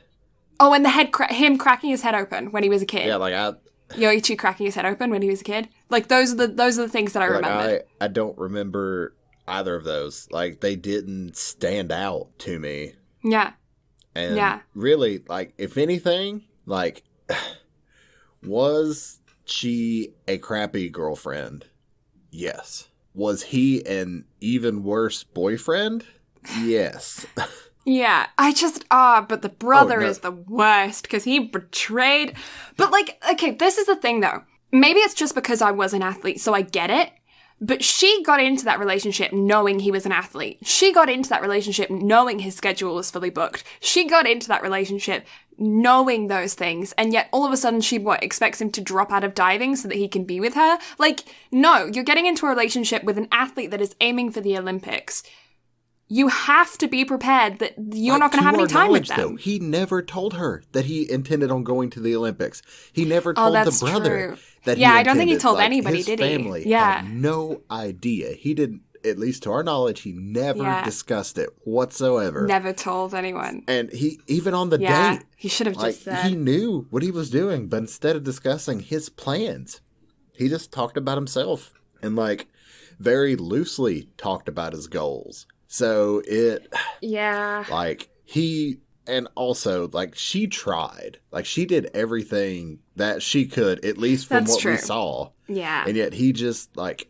But like, still, though. I can't... Like, I don't her. And here's the thing. I do not condone cheating in the slightest. As somebody who has felt that and lost years of my life to relationships due to that, like, I feel it, and I hate it, and I have nothing but, like... hatred in my heart for that character and the brother, because they are both garbage. Yeah, brother's a butt. That's your brother. But, like, that is your brother. Okay, blameless. We're like, getting ahead of ourselves blameless, with this, though.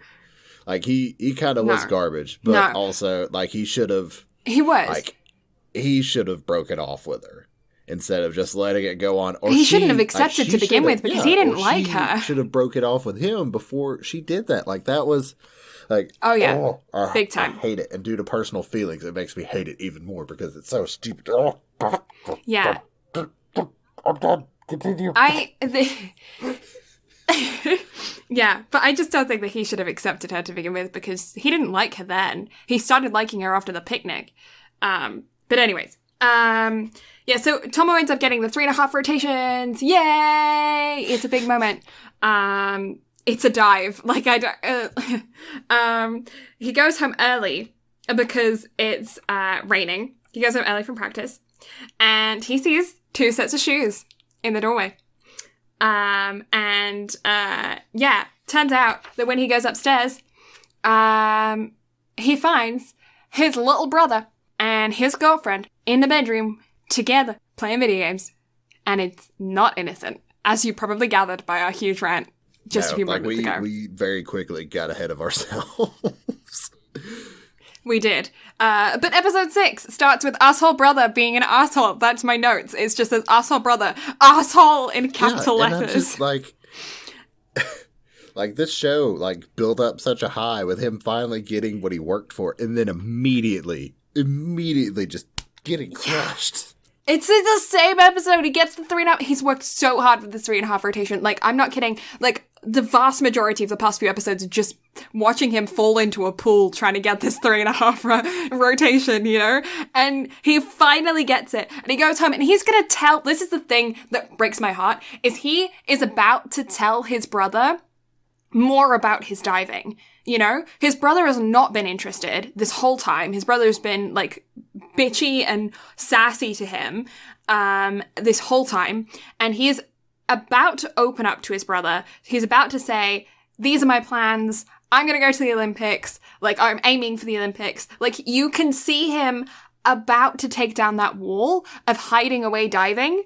And then this happens, and it makes me so angry. So angry. Because she just sits there and cries the whole time. And I'm like, you did this to yourself. Like, don't put away those crocodile tears.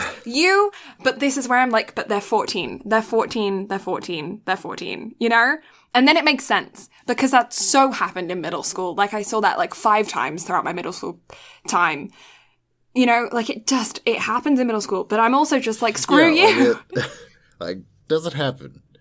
Yes. Anyway, does it happen in middle school? Yes. Does it make me... I don't know. Like, it's... This is what I mean about it being super realistic, though, is that it is. It's just realistic. It's gritty and gross, and it's real life. And, like, when you're 14, I can see that happening. He was too socially awkward to turn her down when she asked him out. He didn't start liking her until very late on in their relationship. His little brother's a little turd. The biggest thing for me is the sibling betrayal. Like, as someone who is very, very close to my sibling, we wouldn't ever dream, ever, of doing anything like that to each other. Like, that is the biggest hurt for me, is the sibling betrayal. And I mean, like, I'm not very close with any of my siblings. So it's one of those things to where, like, did I, like, I felt it for the dude because that, like, as having family, like people that like love you and you're supposed to rely on them and everything, like people that you live with, like it's people that you're supposed to have the closest bond with, like have him like just break, like just absolutely break him over it. Like it, Yeah. like it was a Yeah, massive well, he didn't go betrayal. for practice for 2 weeks after that. Like, it really affected him. He just stopped going to practice for 2 weeks, which he never missed practice. He was so dedicated, and all of a sudden he was just like, diving doesn't feel fun anymore. Like, they destroyed his confidence. They, like, it was more about, it's more about the betrayal than it is about him liking her, because he even says multiple times that he didn't start liking her until after he had already been betrayed. It was the act of betrayal that really destroyed his confidence and self-esteem. But yeah, like, he was definitely not at fault. He was completely neglectful towards her. He didn't know her birthday, didn't notice her haircut, didn't notice, like, very neglectful, never went out on dates with her except for that one time, because of practice. So yeah, there are definitely things that were wrong. He didn't like her to begin with, so, you know, he was just too socially awkward when she asked him out to say no. They made that point quite clear. His brother had always had a crush on her, and had cared for her quite deeply. And they made a really interesting connection here, where Tomo basically says that his brother has the life that he would have had if he didn't take up diving. And his brother has all the friends, the social life, the girlfriend, the good grades, the things that he has sacrificed for diving. And it's very interesting to see that in a dynamic like that. Just a blatant, this is the life that you would have had, this is the life that you have now because you gave up everything. So then the coach basically comes in and she tells him that he's hella stupid, and that he didn't like her to begin with. He obviously didn't care that much for her if he didn't do those things to start with. If he cared for her really that badly, he would have put her first above diving anyway, and he didn't. So he clearly wasn't that big of a fan of her to start with. And she just basically tells him to grow up. Your life is bigger than a high school girlfriend or a junior high girlfriend. And that's when she first says to him that he has diamond eyes. So basically what they're referring to is the fact that when he dives, he can fix onto a still object like the 5-meter diving board. And a lot of people can't do that when they're falling that fast in that fast of a rotation. So he's got really strong eyes that can lock onto an object while he's mid-dive. And that combined with his double jointedness just gives him this raw natural talent for the sport. And so she's basically saying to him, look, you have potential in this sport. If you want to continue this, you're going to have to make more sacrifices. You need to make up your mind what you're doing. Whether you're going to dive or you're going to have a social life, because you can't choose both. And so then you find out more about the grandfather of Cliff. You start learning more about them a little bit. And then Tomo ends up coming back to the diving school, and he says to the coach, okay, I'm ready. I'm going to give up everything for diving. Diving is my passion. And that's when the meet starts. So this is the meet that's going to decide who gets to go to the Beijing training camp. And so, yeah, it's a pretty big one, because at the Beijing training camp is where they're going to decide who is going to be the Olympic candidates. So they want to go. Tomo ends up doing the 3.5 rotation on the meet and succeeds and does really, really well. And Cliff actually hurts his back. He's got a hurt back. Tomo ends up finishing 4th and is super frustrated because it's the first time that he's kind of felt like, oh, I wanted to be first. This sucks. Because he was kind of, at this point, kind of comfortable not winning first. And this time you can see that he is like, crap, I wanted to win and it sucks that I didn't. And, this is when you start to see that, like, the drive is kicking in and he's wanting to get where he wants to go. Yuichi ends up getting first, which is pretty standard because he's known as, like, the golden boy of the club. And Cliff actually then starts to discover the fun of diving, because up until this point he's been, like, begrudgingly diving because of this contract of his grandfather. But this is the first time that he starts to figure out that maybe diving in a pool isn't as bad as he initially thought that it was. In episode 7, everyone's super frustrated with the results of the meet, except for Yuichi, because he got first. But they're all like, I wish I did better, I wish I did better. And then we learn more about Cliff's hurt back. It's pretty explained that the coaches all knew about it for a while, and they kind of kept it under wraps. And they thought that and they knew he knew. They weren't talking about it to each other. So Cliff didn't think that the coaches knew. The coaches knew that Cliff knew. Obviously it hurt him, but they didn't let him know that he knew, that they knew. And this is where they end up getting the results for the meet, and who has been selected to go to this training camp. Because obviously the meet results they knew on the day, the scores, but now they get to figure out who's actually been selected from those. Cliff actually was selected, but they declined the offer because of his back. And so then they ended up choosing Tomo. And this is also where you first start to realize that there is this one athlete that you never actually get to see throughout the entire show who's like the best diver of Japan. And these guys are kind of competing for his second spot. They're competing for his shadow. You never actually get to meet him. I assume that at some point he was maybe like an Olympian that's already gone, like in the previous Olympics, because like he doesn't compete with them. He's not in their circuits. So I would assume that he's like a previous maybe medaling Olympian or something. And because of that, he kind of just gets to go through anyways. So you don't get to see him kind of interacting with these guys. You never really hear of him other than a name. So these guys are kind of competing for the second spot to go to the Olympics, not for the first spot. So they end up choosing Tomo because they declined Cliff's offer. Tomo is not happy because he doesn't want to use his teammate as a stepping stone. And that's kind of how he saw it, with the fact that he wasn't selected first. He wants to be selected first. And then you end up with a really heartwarming moment with Yuichi basically being a really good big brother to Tomo and just saying, like, this is the sport. You got to go. Even if you don't think that you're good enough to go there and get good enough. Like, use it as training to get good. Basically, it's just get good, kid. And then Cliff also ends up pulling him aside and telling him to go to Beijing too. They both end up basically saying, look, you're stupid to pass up on this opportunity. It's a training camp that will enhance your diving. Even if nothing comes of it, you need to go. They basically make the decision for him. And this is when one of the junior high trio actually quits the club. And Cliff goes back to the ocean for a bit. Episode 8, this is one thing. Okay, so you never actually get to see anything of the Beijing training camp.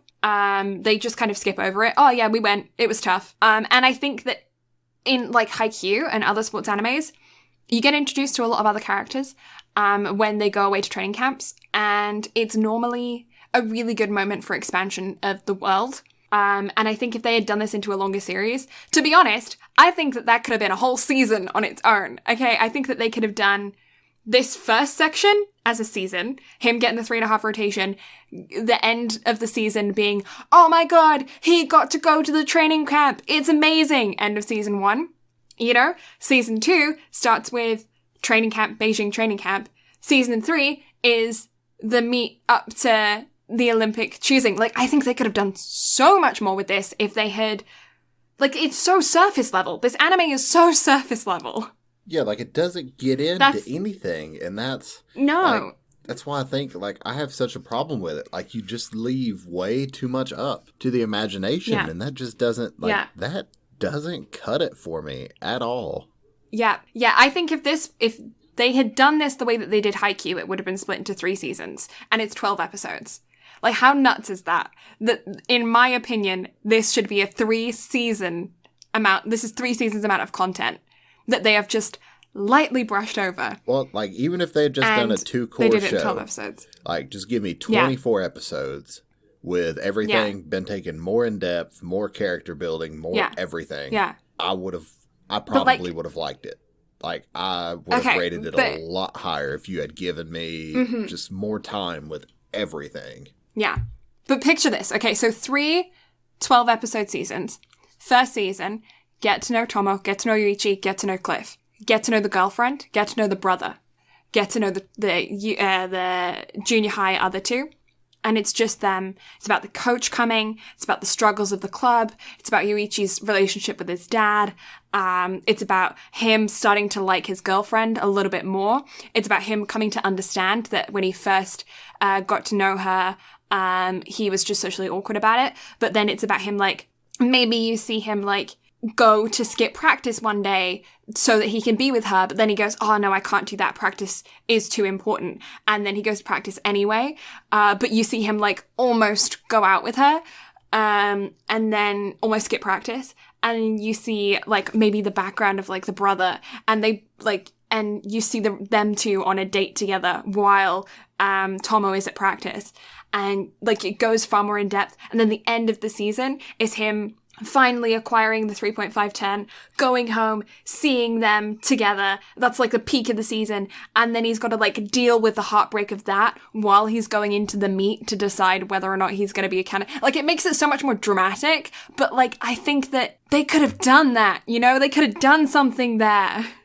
They could have, which, not gonna lie, if they had done it that way and they ended the first season with, like, him finally getting the 3.5, coming home to tell his brother, and then seeing him walking in with on that. Miyu, and that's where they ended. Like, they didn't build on it. Like, he just, like, he sees her in there, and then it cuts. Yeah. I might have lost my mind. Like, I might have cared more than what I did. Like, that would have, like, probably at that point, if this show was set up like that and all we covered was the first season, I probably would have rated the first season like a 10, because I would have been so pissed off that it ended that way. It made me want more. You know what this reminds me of? This is like when you go to read a manga online and only, like, the first 3 to 6 chapters have been translated, and you get to read them, and it's like, and you read those chapters, and then it's just like, there's nothing else. And you're just like, well, okay, I'll just have to wait for the rest. And then the rest never comes because the rest never gets translated. This anime is that. This anime is 6 chapters of translation. Or it's like a 155 volume or chapter manga getting condensed into 12. Yeah. Like, it's... I don't know. Like, I don't want to sound like a broken record going over it over and over again, but there's just, it literally had all the potential in the world, and it squashed it. Like, literally that last episode, like I said, could have been 3 or 4 or an entire season for that matter. Just don't go, like, he's attempting the 4.5 and then boom, he's going to the Olympics. Like, you can't do that. Like, it hurts. Yeah, I know. The ending is intense. Sorry, just had to update my Discord to be like, hey guys, recording's running over time. Stream may be late. So yeah, okay, so episode 8 starts with Cliff being super upset that he won't make it to the Olympics this time.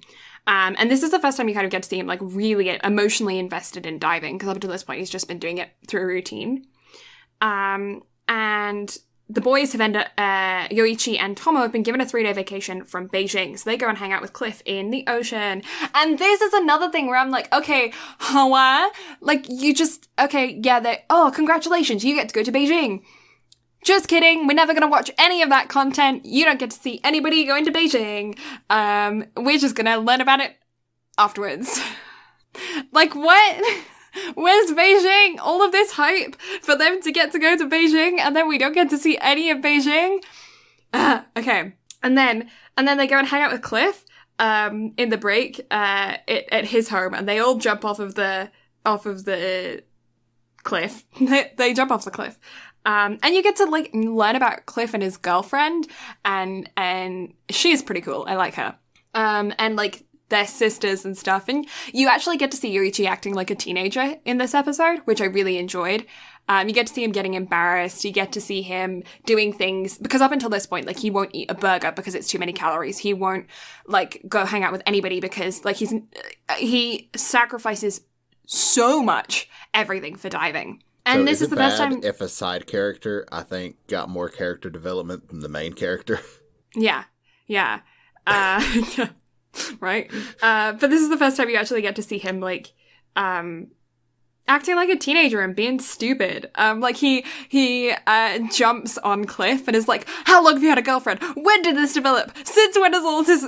And it's fun to see him like actually being a teenager, like, cause he's 17, you know, like, yeah. And the thing about it is this is realistic for diving and for quite a few other sports.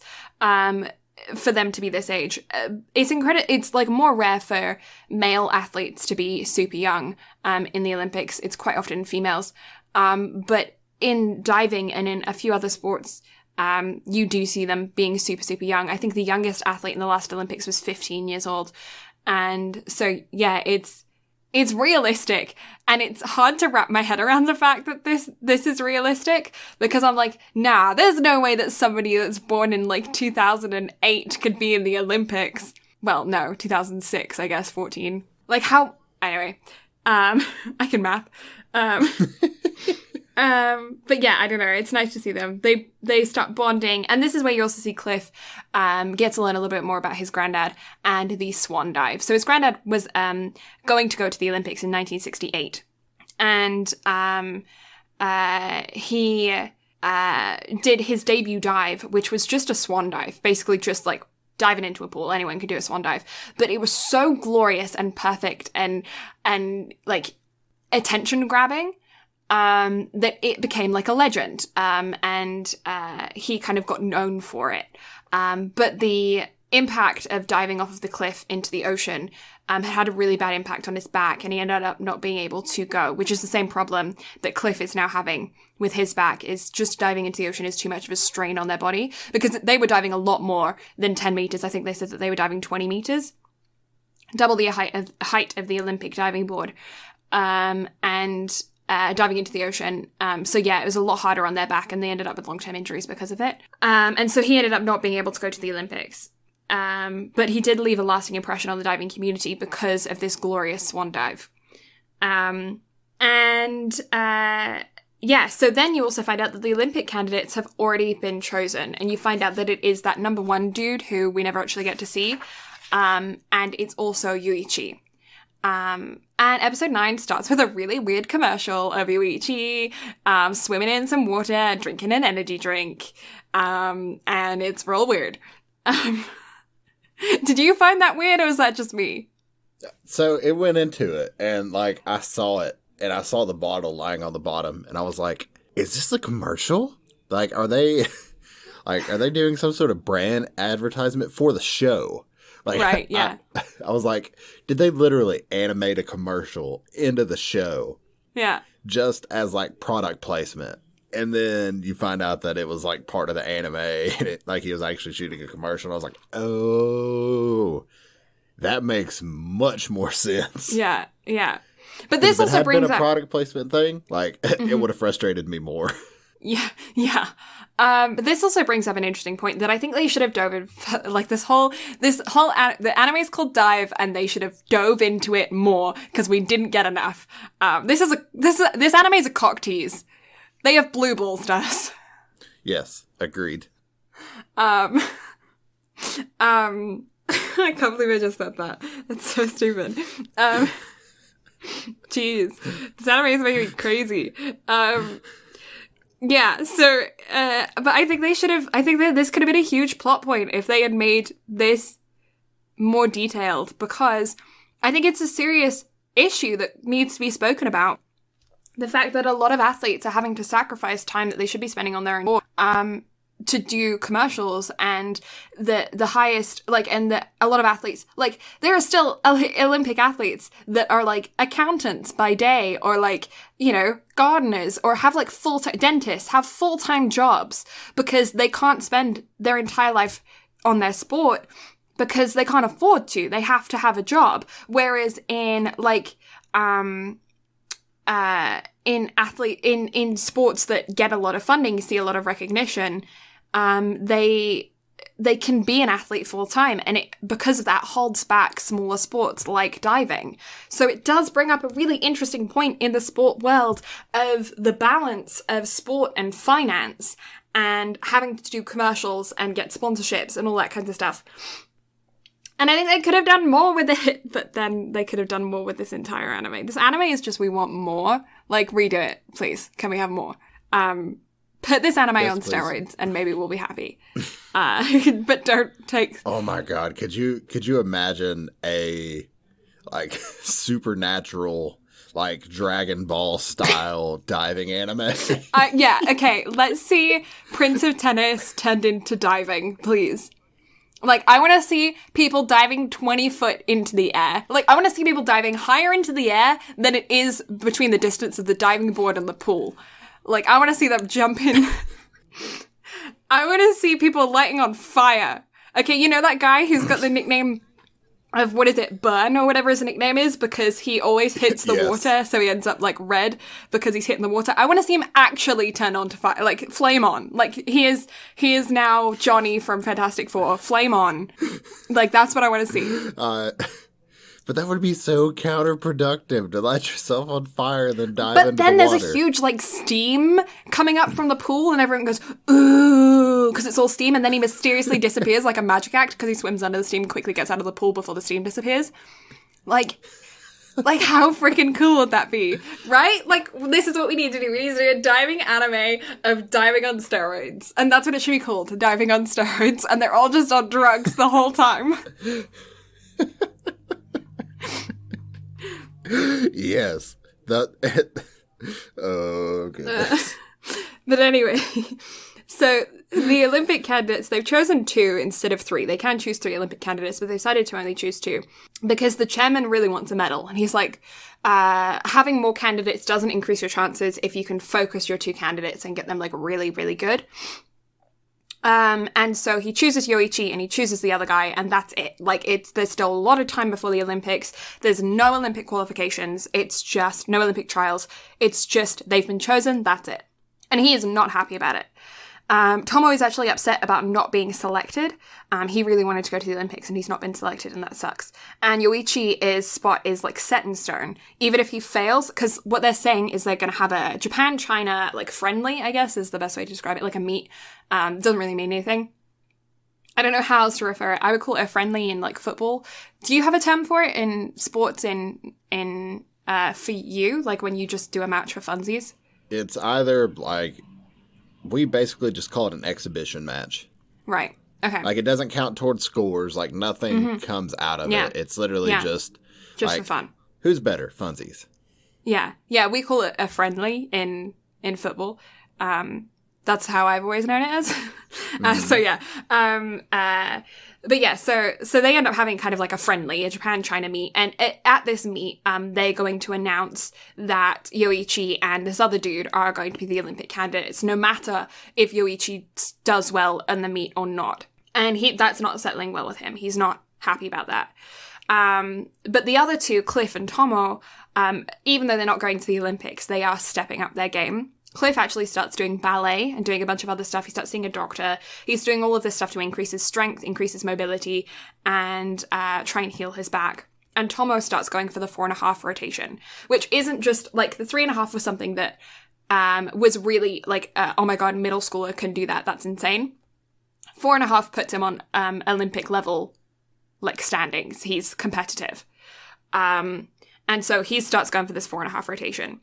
And everyone's really taking it seriously despite not qualifying, and it's just throwing Yoichi off. Like, he doesn't get it. He's like, why are they still trying so hard when their Olympics is 5 years from now? But the thing about it is that they're diving for their own free will, but he is still traveling down the path set path that was built for him, and he can't change that because the club will be shut down if they don't produce an Olympian.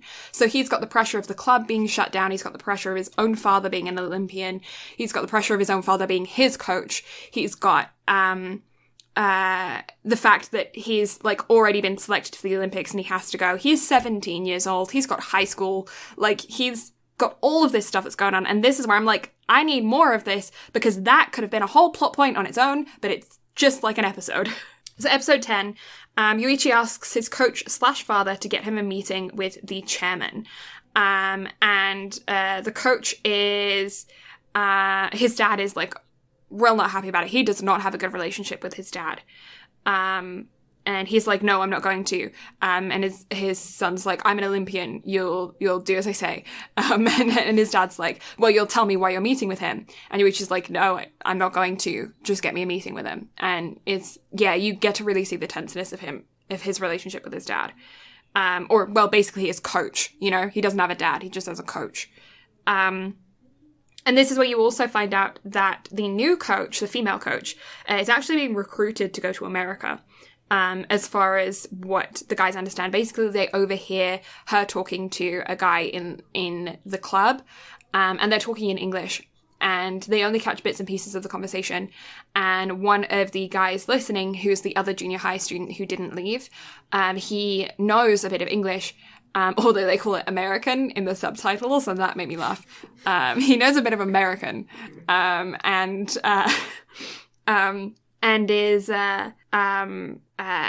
I just forgot my train of thought. Yeah, he knows a bit of American, and so he hears things, and he hears basically come to America and her saying okay.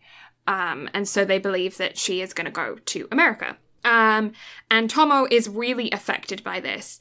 He makes mistakes in his diving. Basically, Tomo is very, very emotionally dependent on, like, his diving is very, very affected by his emotions. A lot more than you'll see the other characters. He's not as strong mentally as a lot of the others. But you will also see that he kind of gets it out in, like, he has like, oh my god, this is annoying me, it's affecting my diving, okay, it's dealt with. Whereas like Yoichi, it doesn't affect him, push through, explosion, you know? So it's probably healthier to be like Tomo than to be like Yoichi. What do you think? I agree. Because it's, like, at least you get it out, it's done, it's over with, whereas you explode, and in Yoichi's case, he exploded at the worst possible time. Oh, yeah. Yeah. And it nearly affected everything. It nearly destroyed everything. And, I mean, thankfully, it didn't, but at the same time, it did. Yeah, it did. Like, the whole... From episode 10 on, like, the entire course that the show has been set on, like, just turns on its head completely. And it's because of that explosion. Yeah. Well, because up until, like, Yoichi, it's like a guarantee. Oh, he's going to go to the Olympics, you know? And then things happen. So Yoichi basically, Tomo is, like, really, really affected by what's happening, and he doesn't listen to the coach, and he does one last dive when he is done for the day. You know, like, his body is done, he's tired, and he just doesn't listen to the coach. They're calling him down, and he's like, no, I'm just gonna dive anyway. And this could have been so much more of a plot point, but it wasn't. He cracks his head on the diving board, and it's just, he's fine. Cracks his head on the diving board, is fine.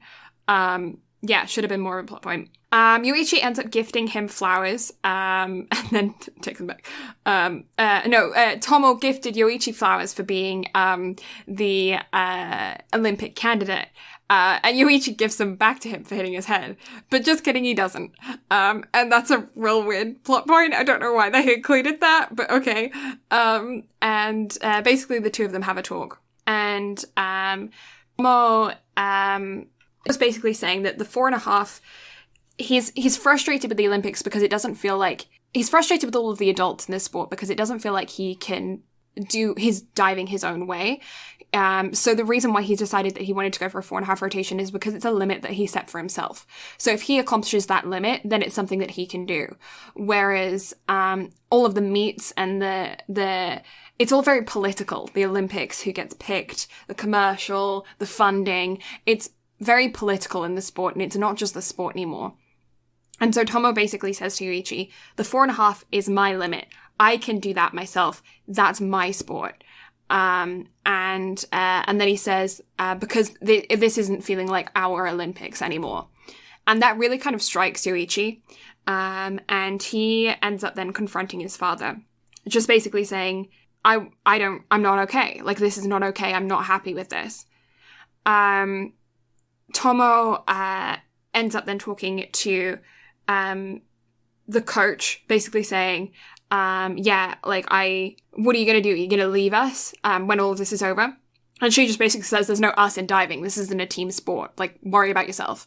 Because Tomo threw up into this whole point, he's not being selfish enough. Like, diving is quite a selfish sport. You have to be worried about your own abilities more than anybody else's, because it's a solo sport. It's not a team sport. And that's actually very interesting about this concept, which is why I'm so disappointed in it, because even in Prince of Tennis, which is considered a solo sport, the way that they did it in Prince of Tennis is that it wasn't a solo sport because they were playing as a team, like they were a school team.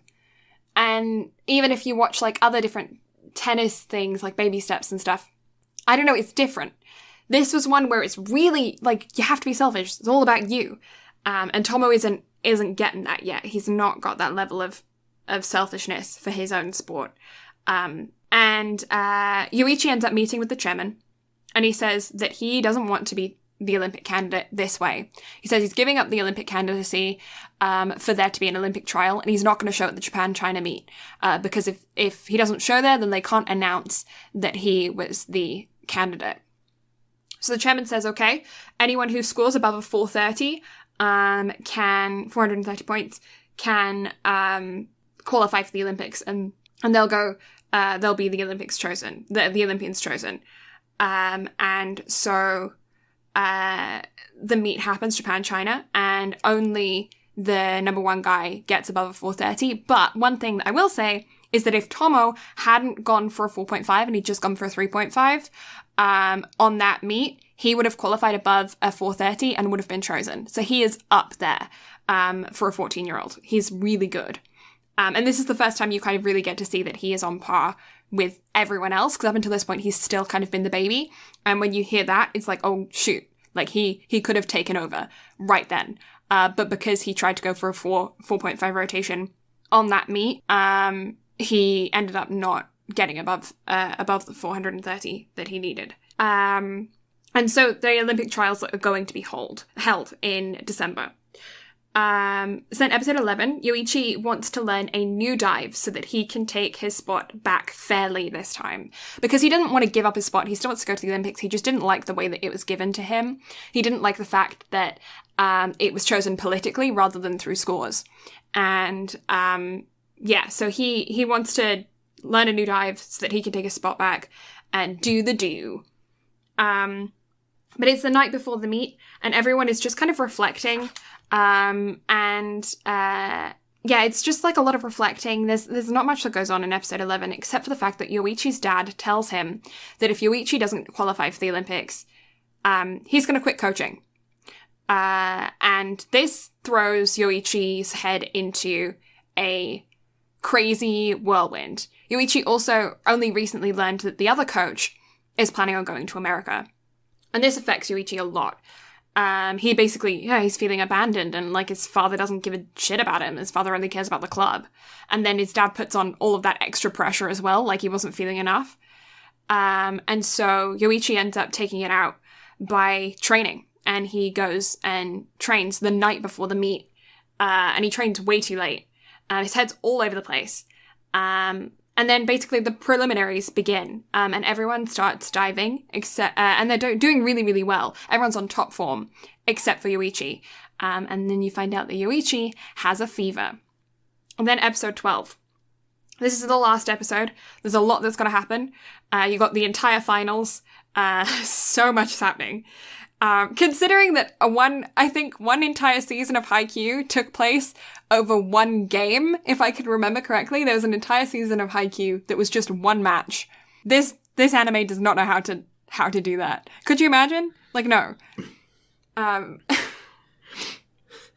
So Yoichi ends up collapsing, and coach, the coach who's going to America, female coach, ends up confronting Yoichi about training. And he confronts her about going to America. And everyone basically like, heartwarming moment, stay with us. And she's just like, dudes, you freaking idiots. You should have spoken to me about this earlier. It's not me who's going to America. I was making arrangements for Cliff over there to go to America to see a doctor, to get his back all sorted.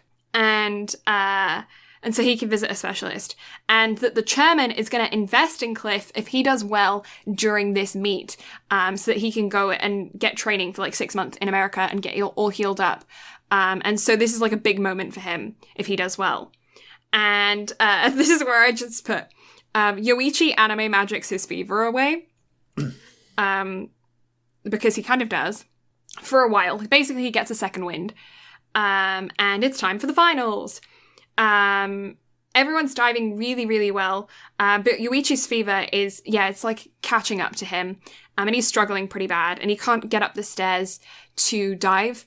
And then Pinky, who's kind of like his rival throughout not even a rival that he recognized at first, but a rival that he ends up recognizing towards the end, basically helps him up the stairs by like berating him with words, verbal abuses him up the stairs. And he's just about to dive. He's really not doing well. His fever is catching up to him. He did a couple of dives up to this point. This is his last dive of the competition. And Yoichi's father ends up he's standing on the top of the diving board, and Yoichi's father is on the poolside, and he's reflecting on what he said the night before, and he's basically regretting it, just being like, I shouldn't have put that extra pressure on him. I'm a big idiot.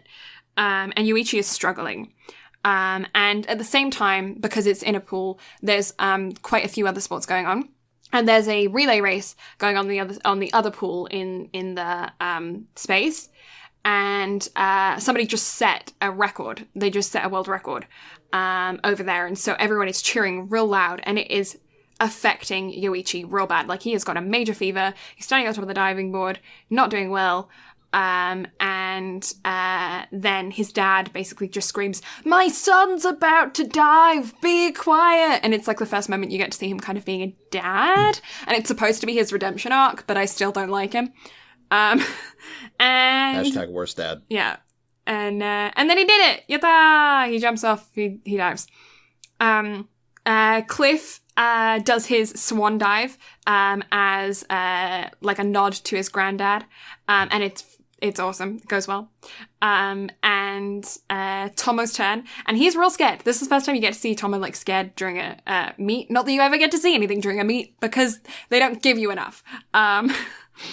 But he, basically the coach's word and Yoichi's words pull him through, and he goes for the 4.5 rotation, and then nothing. You don't get to see nothing. And then all of a sudden, they're back at the school, and Cliff's going to America, and Pinky and Yoichi are going to the Olympics, but as synchro partners, and Tomo is in the Olympics as well. And that's the end. That's the end. It just happens in 30 seconds? Just, congratulations, everyone's going to the Olympics, nobody's sad.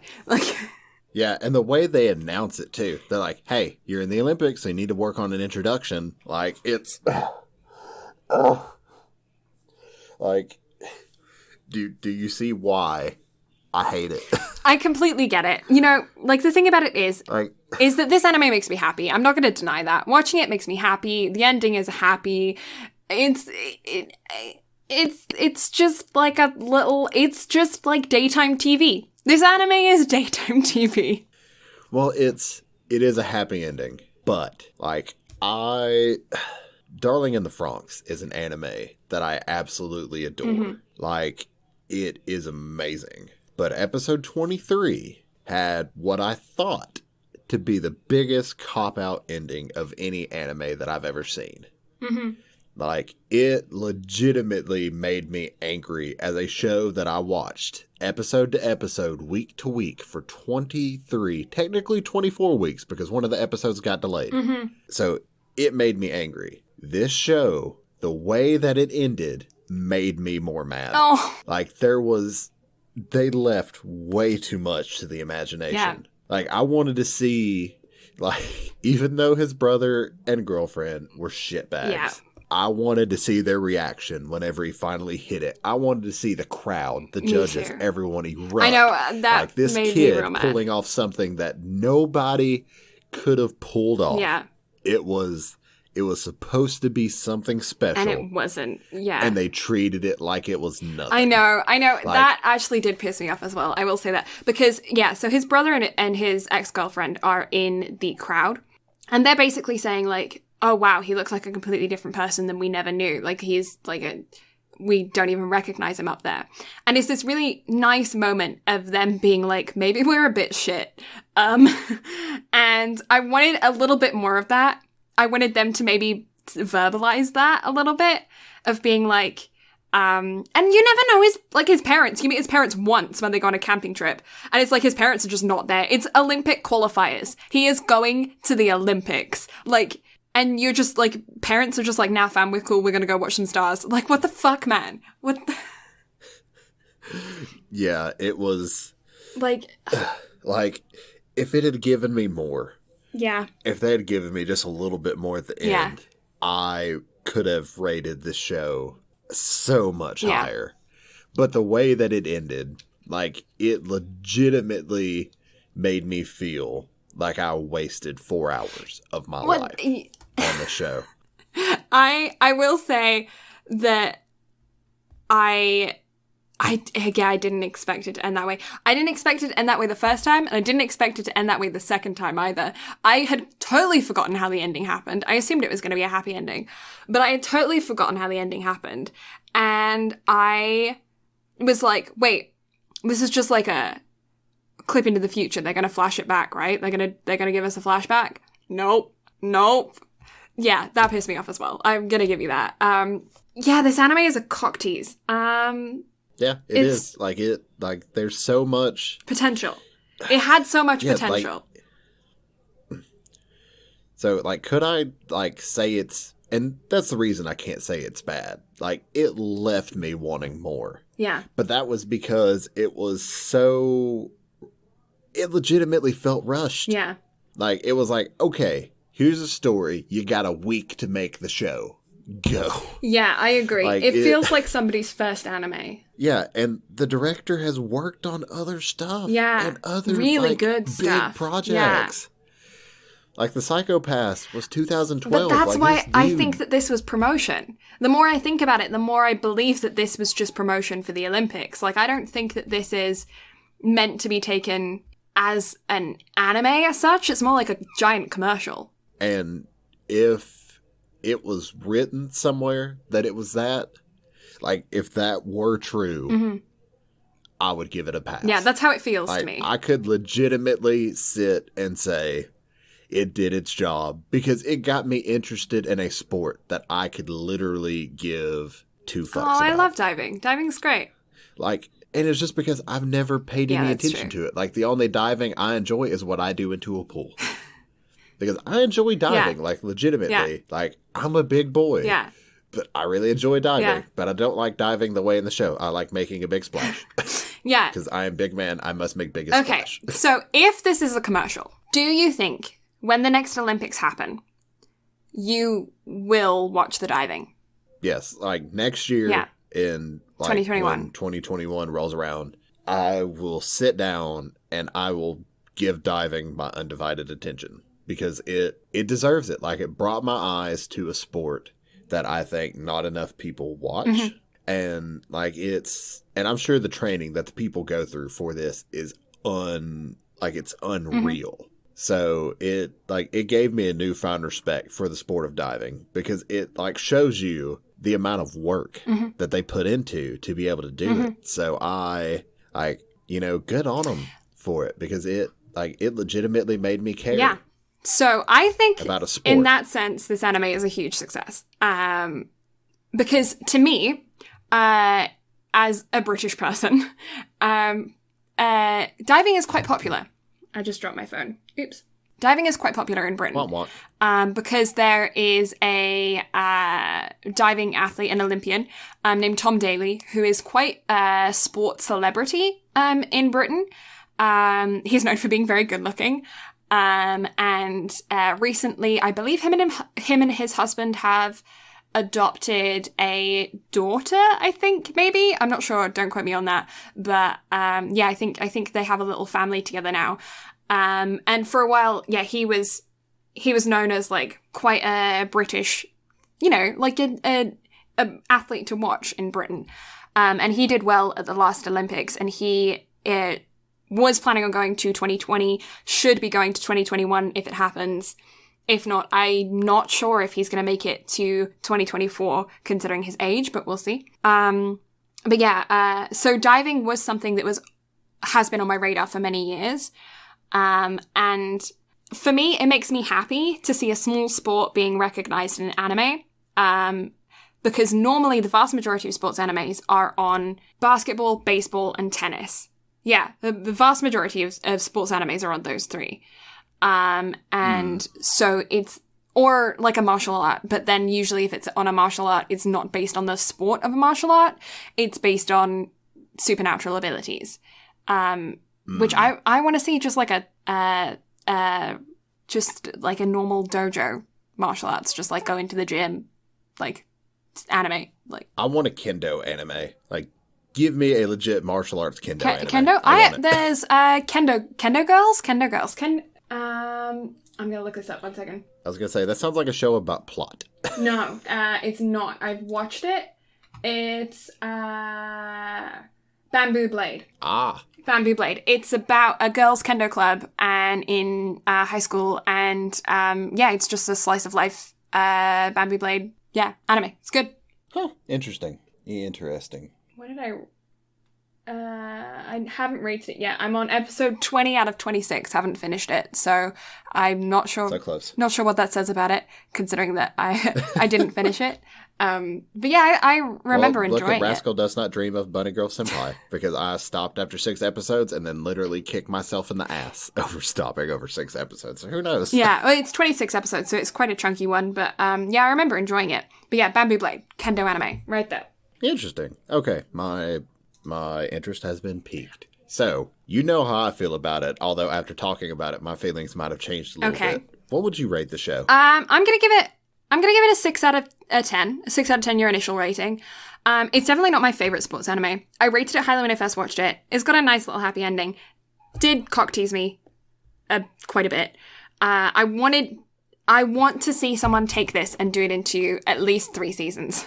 And that's what I want. If I'm going ham on this, I think this storyline could fit 3 seasons really nicely, Haikyuu style. I'm not one to pay too much attention to animation or music. I think that's pretty known that that's more your area, Brad. I'm much more into character development, kinds of sides of things. Like, I won't not watch an anime because I don't like the animation style. And I thought it was okay. I thought it was mediocre across the board. I think it gets a mediocre score. And you see, for me, here's the thing. Like, I do pay attention to animation because I do enjoy drawing. Like, I do enjoy doing stuff like that. But I can put up with bad animation or lesser quality animation. Like, nothing is really bad per se. It's just, like, it all just depends on who you have working on at the time, the budget, everything else. There's a lot that factors into it. So I can be forgiving on animation if you have a good story. And what they went for on this was good. Like, they tried. But like I said, I don't know if they were rushed. I don't know like what factors went into it or why the story was told in the way that it was.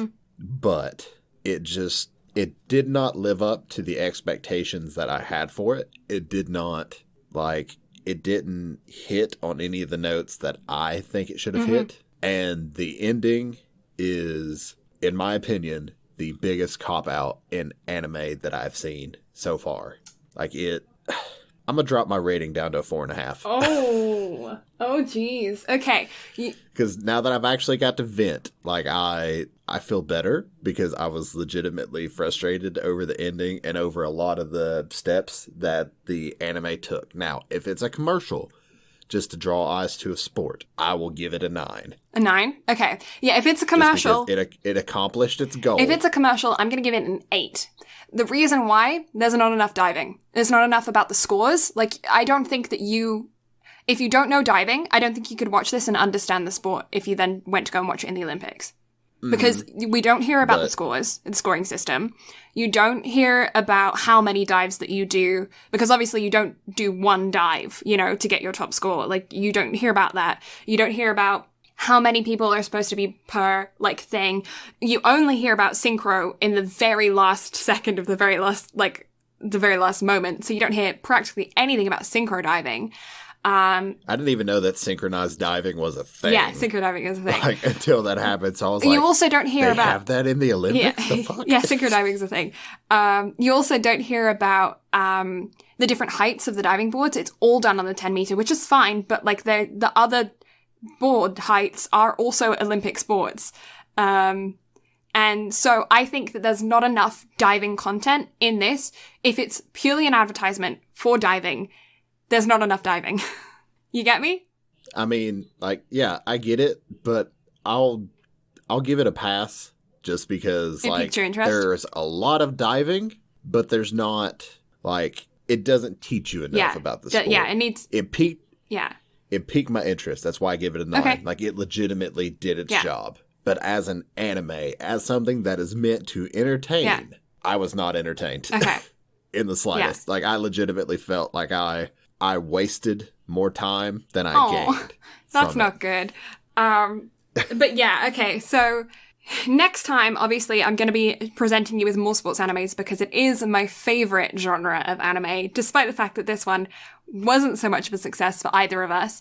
I want to know what sport that you want to go with next, and I'm going to only give you a couple of options this time. Okay, you sound like me for the next round of the podcast. So we're going to find out a lot about the next couple of podcasts in this next few minutes. Okay. So you got baseball, you got tennis, and I think I'm going to go with archery. My heart is leading me towards baseball, but my brain is very much saying archery because I feel like I don't know enough about it as a sport to where the same it's as with Japanese. this one. It's like the Japanese archery rather than like competitive Olympic archery. So there's one in mind for that. For baseball, I have 2 probably. I'm thinking either battery or big wind up for any guys who know those. Oh, we could go with cheerleading as well with Cheer Boys, but that's just a bit of fun. It's not super serious. The director of this anime worked on Battery. That was another one that was on the list. Oh, okay. So then do you want to do Battery then? Because we could do Battery and then compare it to this, because Battery I also rated quite highly. But it's got a pretty low rating. Okay, this makes me curious about what this was rated. Let me just see. It was given a 2.6 stars out of 5 on Anime Planet. And Battery has been given a 2.5 stars.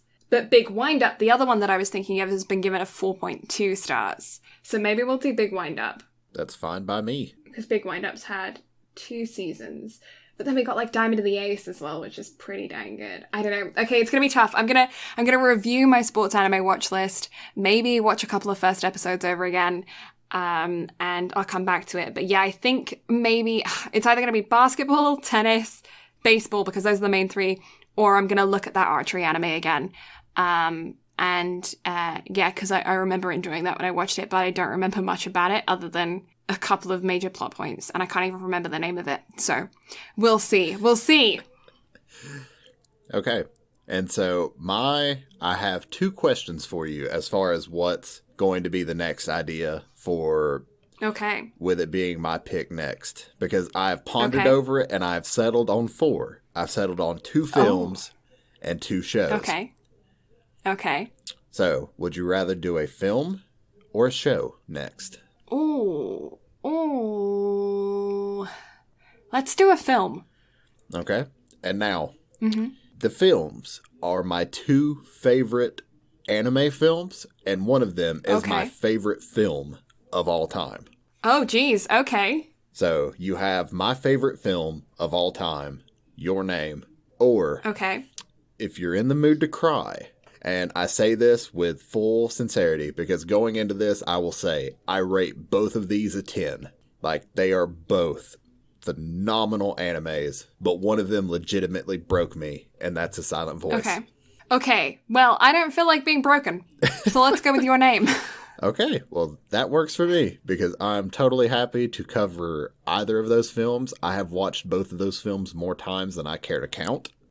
Okay. And I fully look forward to sitting down with my cousin and his wife to watch Your Name again, because that's literally, like, we probably watch it maybe once every 6 months now, because I have gotten them both hooked on anime, and I feel like that's what got Walker kind of back into anime, is showing him Your Name. So, yeah, I look forward to covering it. I'm excited to see what you think, because it's it's interesting. It's very slice of lifey with some like supernatural elements thrown in, but the animation, like, I think you're gonna love it. Like, it is. Oh, it's so good. I'm intrigued. I'm intrigued, very much so. Yeah, I was just quickly looking over different sports animes that we can watch. I have so many ideas of what we could do. I am gonna get you hooked on sports animes one way or another, okay? Like I said, but yeah, I'm we definitely open to sports animes. Like, if you want to hit me with something, then hit me with it, because I'm down to sit down and watch it. Okay. And this podcast is a like perfect platform for, like, again, like, we don't necessarily review here, like we discuss. So that's why I enjoyed this episode, because we finally covered one that we both just didn't love. I know, and that's the thing, is that previously on this we've kind of gotten, I think it's just that our standard has increased, because I think if we reviewed like Wise Man's Grandchild maybe again, I don't think we would rate it as highly as we did when we first watched it and reviewed it here. Well, I feel like because we were holding it, because now we're holding everything to the same standard as like Your Lie in April and Kiki's Delivery Service. You know, those are our levels right now. Well, since we've started, I've always kind of held everything to a standard of Your Lie in April and Your Name. However, like, I feel like actually sitting down and having to, like, as the podcast is going on, like, I've become more critical over things. Yeah, me too. So Me too. it makes me like, and who knows, my opinions on Your Name could potentially change watching it through and actually having to look at it from a like critical standpoint. Objective, now.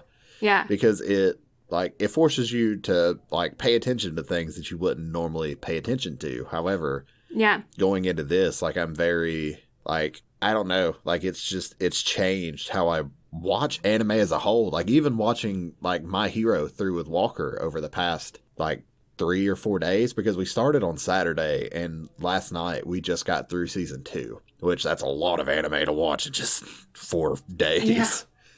Yeah. But like, watching it through, like, even though I'm watching it in my spare time, because we're not covering My Hero anytime soon, but I'm still like watching it and observing from like a different perspective of like, oh, okay, that's interesting. Ooh, character development I didn't notice before.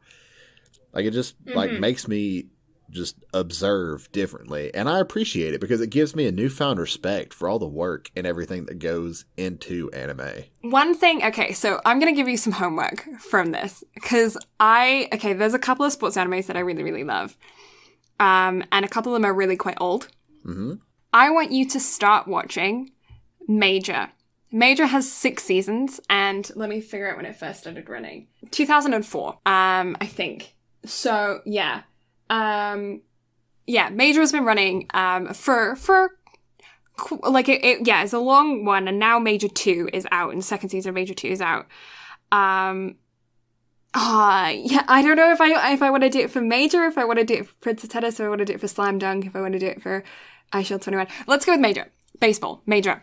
On your own time, I want you to start watching Major, and I want to eventually do a podcast on Major, but there's 6 seasons, so I don't want to be like, we'll do it in one podcast. But yeah, that's your homework, is you need to start watching Major, specifically the first episode. Just watch the first episode of season 1. And I want to know your opinion on the first episode of season 1 of Major, because that episode, is something that sticks with me to this day. The impact that first episode Major season 1. Yeah. I'm intrigued, but I'm also intrigued as how you worded it as homework after the last podcast and me talking about how I feel about homework.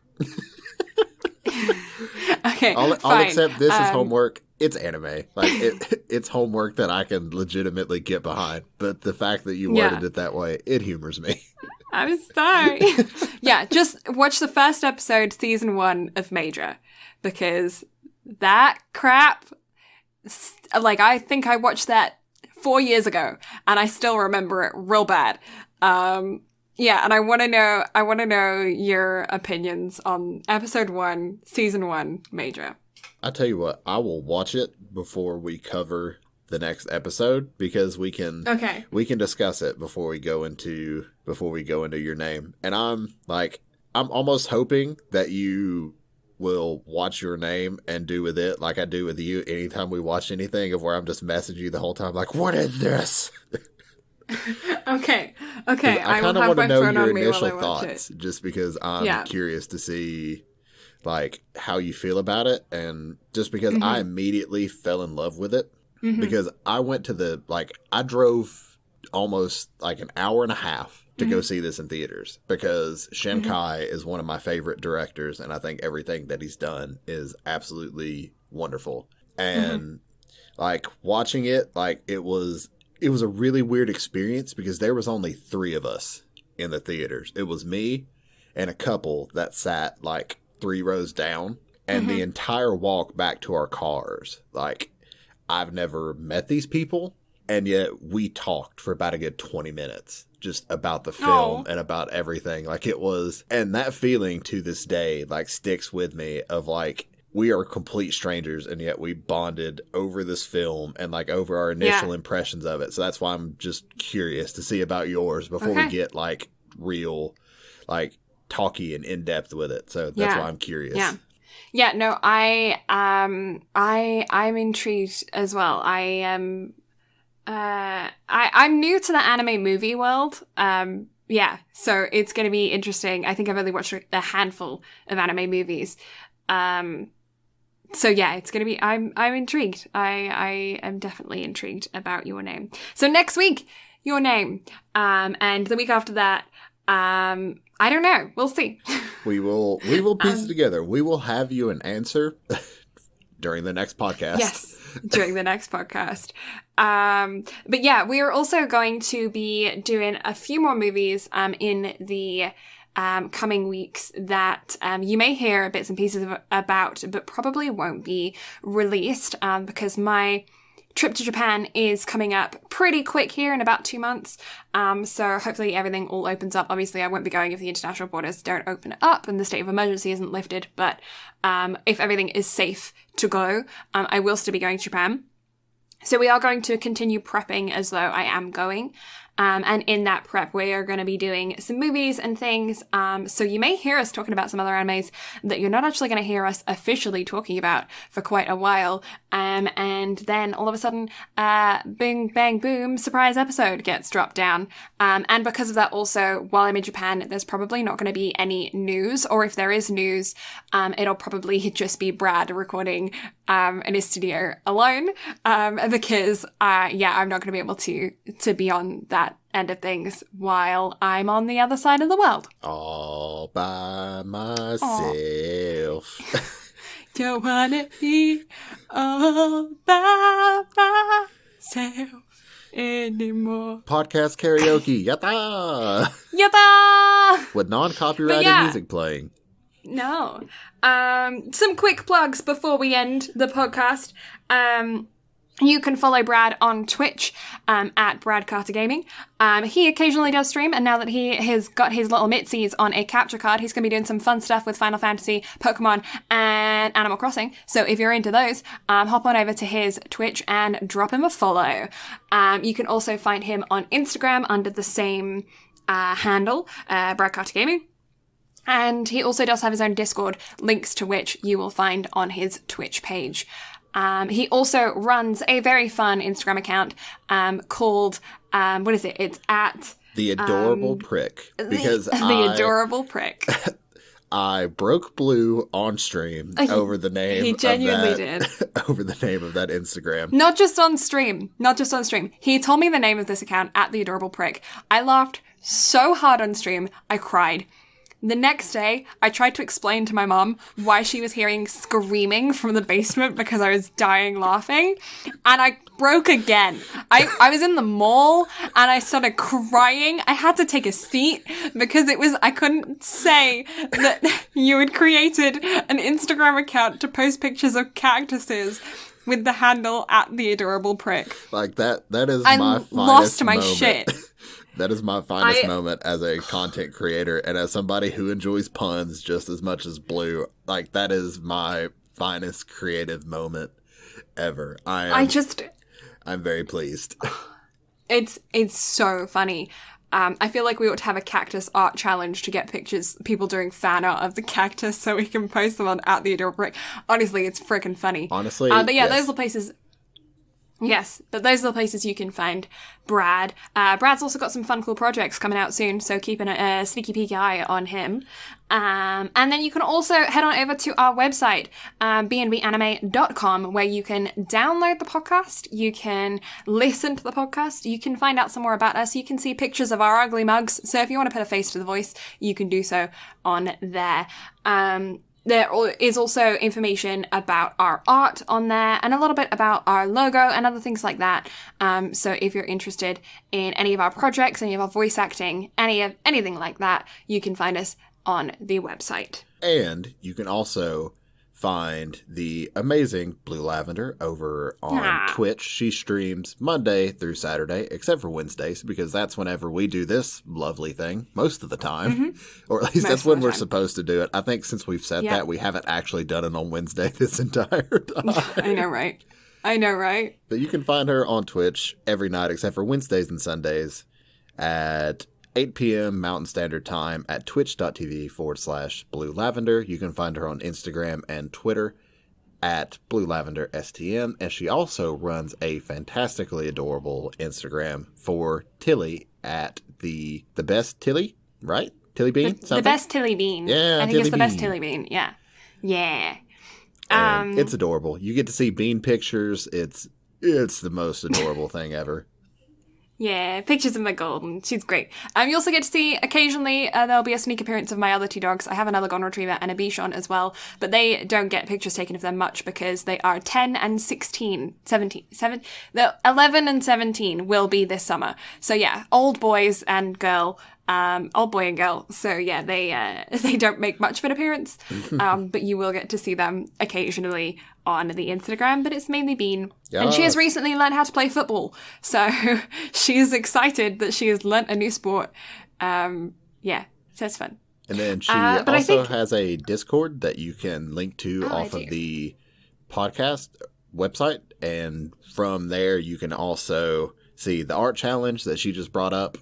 And a lot of other things. Like, she has a lot of channels, a lot of really interesting, cool things going on, along with voice projects coming up that are huge and wonderful. And yeah, I think, does that hit everything? We don't actually have this listed out. We probably should. We probably should. We should probably get a proper outro going. But, yeah, that is going to end our ramblings. I hope you don't hate us too much for those long all of the plugs. Yeah, Your Name next week. Most likely another sports anime after that because I'm kind of addicted. It's a problem. Somebody help me. And... And yeah, I guess that's where we're going to end it. So, thank you all so much for watching. Listening. What? I don't get it. This does go up on YouTube, so it is technically watching. Well, yeah. Either way, thank you all so much for listening. We greatly appreciate it. We will catch y'all next Sunday for the next podcast of Your Name. Until then, we'll see y'all next time. Bye-bye. Goodbye.